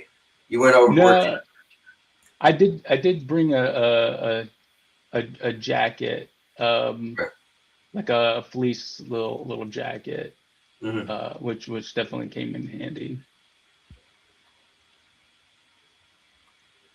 Let's see. That was also at Enoshima. Enoshima was big about the dragon That's cool. shrine. I was born in the year of the dragon, and I love dragons. One of my favorite things. I highly recommend going to Enoshima. The next couple of photos are from Kamakura, Okay. and well, this is Enoshima again because it's a dragon. You can see the dragon on top. Yeah. Did you And go inside then- there? No, it's closed off. Okay. But this is Kamakura. So Kamakura and Enoshima were some of my favorites. They're both beachside towns, and there is gorgeous. And there's a train that goes through both of them, so it's easy to get from. It's about an hour to Kamakura, an hour and a half to Enoshima from Tokyo. So if like you're in Tokyo, it's like an hour and a half to both places. That's cool, man. I'm just looking at it, thinking of how they created it. Oh, look at the koi fish, right? Yeah. That was cool. At one of the temples, you just see them just swimming along. Yeah, they look big too.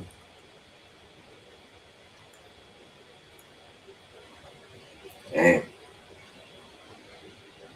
Yeah, that was in Kamakura, one of the big Buddhas. Dude. Yeah, that was Kamakura. Now there's how was the driving? Like I don't see any lights or a stop sign. There's a light. You can faintly Oh, right see here it. to the left. Okay, Yeah. sorry. Yeah, I see. Oh wow. Was it like easy to drive? I didn't have a problem with it. Is the steering wheel on the right or the left? Is it on our side? It's on the right. So it was kind of weird at first, but like the car I rented was fairly new, so like it had technology where if you slightly drifted off of the if you slightly drifted off, it would just kind of auto correct. Wow. So yeah. That's But it good. wasn't hard. Like it took maybe like a minute or two to get used to it. Love it, man. Well, this is cool, Baker. I did want to briefly cover some of the Pokemon cards I picked up. Yeah, let's do it. Like I picked up this original like Dragonite, which is pretty dope. This is for my brother because his favorite is Dragonite. I picked up this. It's the 25th anniversary of the Blastoise. The original Blastoise. Lugia is a pretty cool looking one. Gengar. Another Gyarados. And I have the 25th anniversary of Gyarados. Gyarados is my favorite Pokemon card. But the one I spent way too much money on was this one, and it's a PSA graded Blastoise. I saw this and I was like, I gotta get it. It was like $250. That's cool, man. You anything to go to Sony's headquarters, ask them about the no physical? I thought about it. I'm like, hey guys, what are you doing? What's your thoughts of the no physical, by the way? Um, I I think it's important to keep. Mhm. But I understand why they're doing it. I just feel like they should have done a better job at like maybe providing more options, like or maybe better digital options. Like I like the Xbox at the very least is like, oh, get a digital copy of your games. Um, like I think if you are going to go an all digital future, make it so it's easier for you to move those games over. So when people bring that up, I'm kind of confused. So we're talking about Sony getting rid of physical, and then people counter it. Well, Xbox is allowing you to make your physical digital. Like that. That's not even a conversation. I think it's important to have different ways to get the game. So as long as like PlayStation sells the digital copies on third-party Okay. storefronts, I think to me that's the most important because for me, I want um You want a discount? yeah, I want to find the best deal, right? Like it's Gotcha. better for consumer. No, I mean it's definitely is better. I think my problem is I'm too rigid. So I think life was gonna change for me when I don't have GameFly. So I GameFly games I don't really care about that much, even if I beat them. But the games that I do want, I buy day and date, so I pay full price. So when I hear people always saying discounts, I'm like, because I'm so used to just paying for it, I buy it today. Like, oh, I gotta have a game, and I buy it, and it's full price. Like, where are you getting a discount for a game that's brand new? But people, when they talk about this, they're talking about games that's like a year old, 2 years old. They're like, oh, I bought Grand Theft Auto 5. You know how much I saved? I'm like, you know that came out 13 years ago, right? All right, well, I got they're mentioning games that's so old or like a year old. I'm like, that a talking point for me would be like the game came out 4 months ago and I'm able to save like 25%. It's like, oh wow, that's pretty amazing. But I feel like that's not really the case we're talking about here. But anyway, Yeah. but I get it though. Sometimes with digital, it'll be a year later and the game's still full price. You're like, God damn, y'all still didn't drop down. Had you been able to go find it at the flea market or GameStop clearance bin, then you could have saved money. So I trust me, I get it. Yeah, that's my main thing is consumer protections is like most important, as well as I do think you should have the ability to save the games, like play them locally.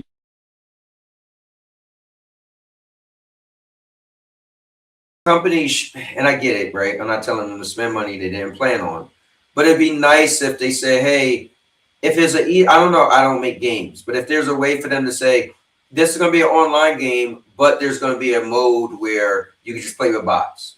So we can easily turn that on if we ever turn off the servers. Now, if we being real, you know damn well you probably ain't playing the game no more. Like if we be honest, I was a big fan of Marvel Avengers and Anthem. When they both got the axe that they wasn't supporting it anymore, I stopped playing the game. So like who's really still playing the game once they don't support it? But that's what we say because it's consumer friendly. What you're really saying is I just want you to waste money because I'm being a Karen. I just I'm a straight shooter. My bad. But No, you get yeah, no. but it is what it is. Yeah. I would hate to make video games because I think this would be like the worst. Like people scrutinize so much, but I feel like if you really do care and it's sincere, then hey, maybe we should do this and that. But I feel like gamers just watch a video and then join some online campaign that they don't care about. Like I've seen people like Rune talking about, oh, you should join in with your fellow gamers. I know you don't care about digital or physical, but you should just join in anyway. I'm like, why would you do that? Like you should care about Well, what you care about. Like don't.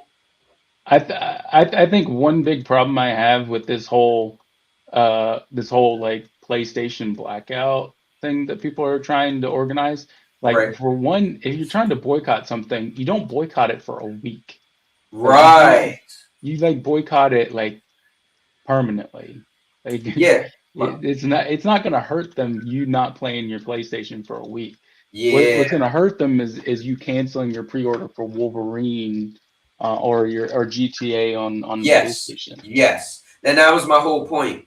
Here's the reason why they're just going to move forward. They're slick. Rockstar comes out and announced GTA is digital only. And they sell so much off the pre-sale, not even the actual regular game, which is they're gonna sell even more, right? Yeah. And word of mouth is gonna sell more. And we ain't even talking about PC yet, right? So then PlayStation comes out a week later and say, hey, 2028, we're not doing physical. People go crazy. But these same people just spend so much money on the digital only GTA 6. How do you put your foot in the sand and say, we're not going to take that? You want to prove to the video game world that, nah, we ain't playing these games. We want physical. GTA 6 pre-order should have been so low that these companies were like, whoa, the gamers are serious. But they have the data that show that the gamers are not serious. Because we got people on Xbox. We love exclusives. Then next thing you know, the heads say everything's an Xbox. Exclusives don't matter. It don't mean nothing. Then Usher Sharma come in. We want exclusives. Exclusives like, bro, come on. Like, gamers are so fickle. And so it makes it hard for these companies to believe our words. Because they know we're BSing. They know we just joined in an online campaign. And somebody put out, get 300,000 signatures. You don't even care, but you joined in. So, I don't know. We make it worse on ourselves, but whatever. Yeah, it's dumb. Like I probably won't play my PlayStation. I'm probably gonna hold off getting Wolverine. I'm not like I haven't been playing a lot of games lately, anyways. So, hey man, you know me, Maker. I will have Wolverine. Gamefly. Yeah, I don't think Wolverine's a game I want to buy.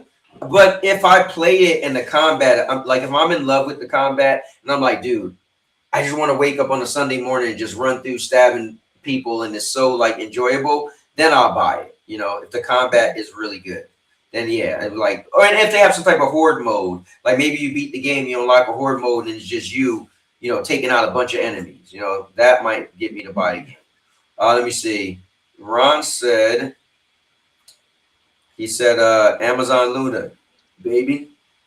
Yeah, Ron, I'm glad you keep championing Luna, man. Look at that. They have a cloud-only game. Did you see Luna got that courtroom Arnold Schwarzenegger game? no. That's a Luna exclusive. So, that's cool. Only on Luna. Anyways, Maker, anything else you want to throw in there before we head out? Nah, I'm a bit tired from work, so I'm probably hopping out myself. When did you come back? Yeah, yesterday at like midnight was when I arrived. Yeah. Damn, you went to work today? Yeah. Wow, man. How long was you gone?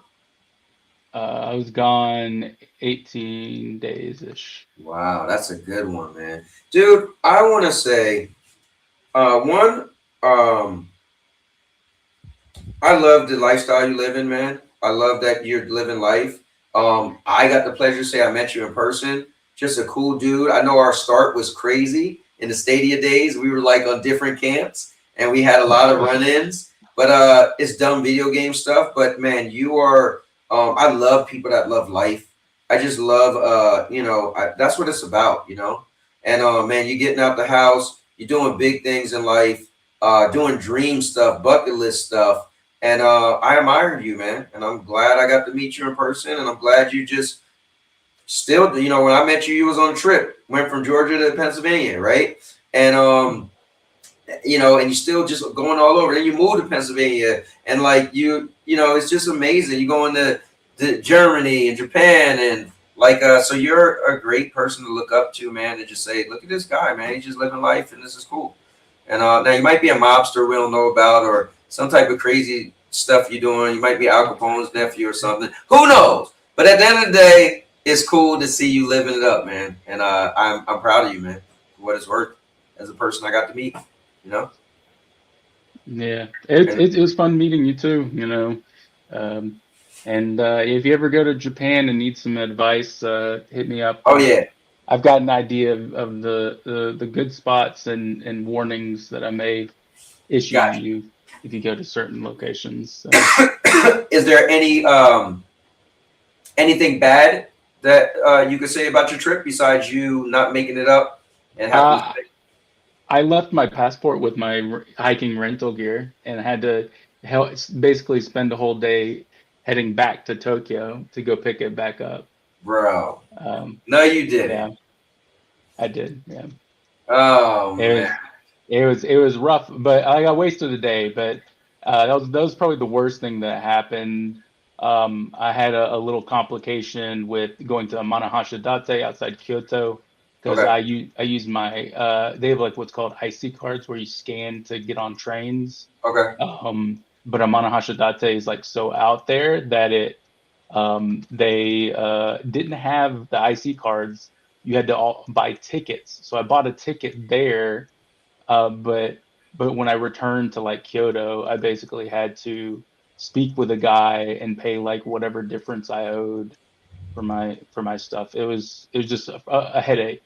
Now, you need to, one, you know how people are nowadays, everything is paused, but you just said you had to sleep with a guy.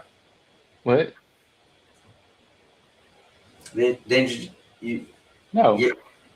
What did you say?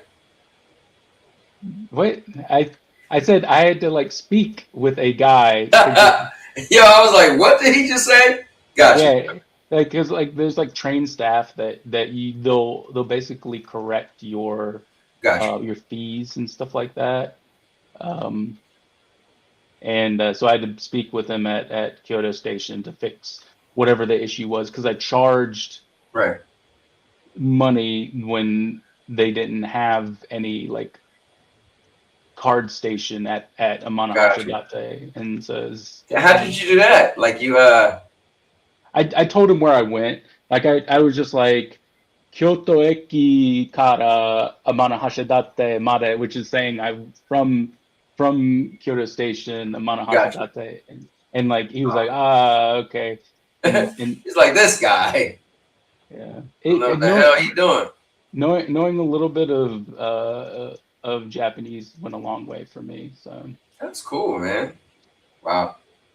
Maker, thank you for coming on and sharing part of your life with us, man.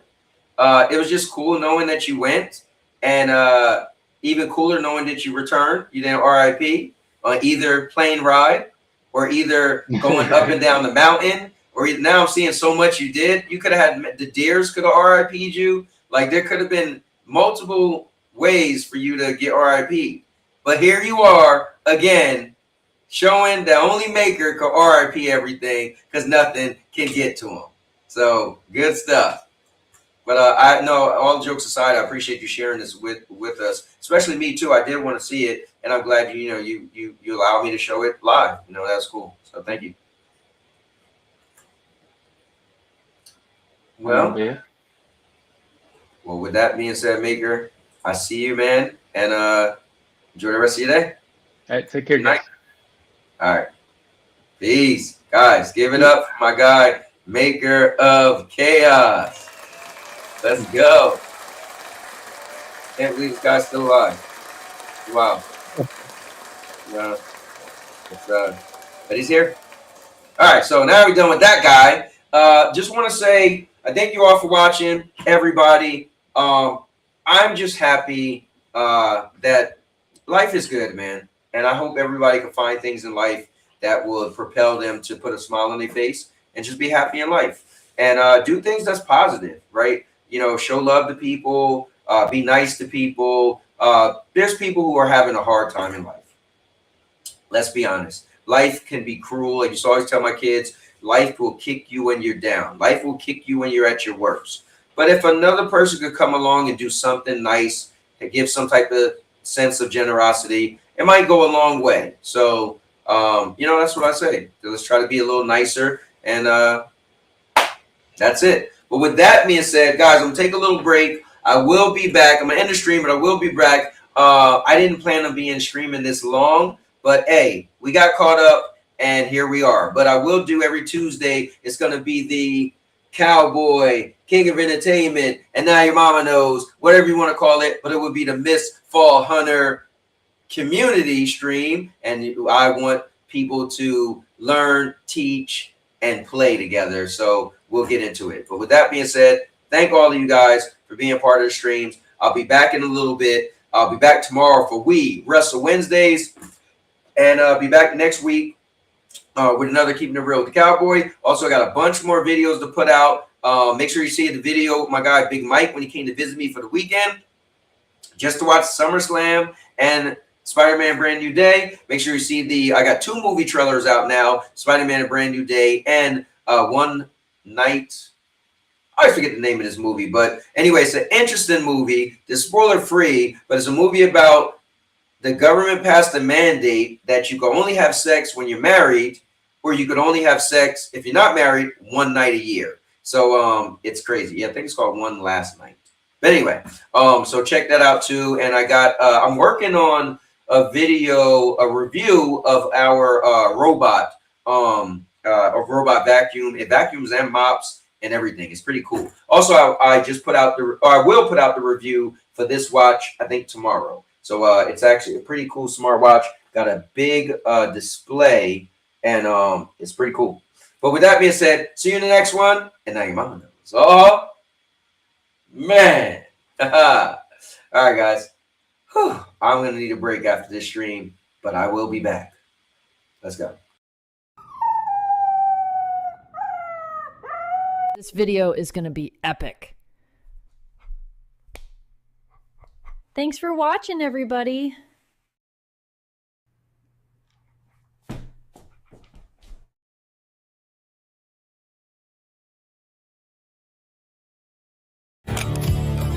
I'll make you famous.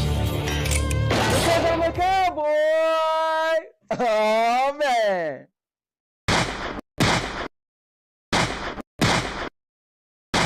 And now your mama knows. Bruce, unleash the baby god dragon!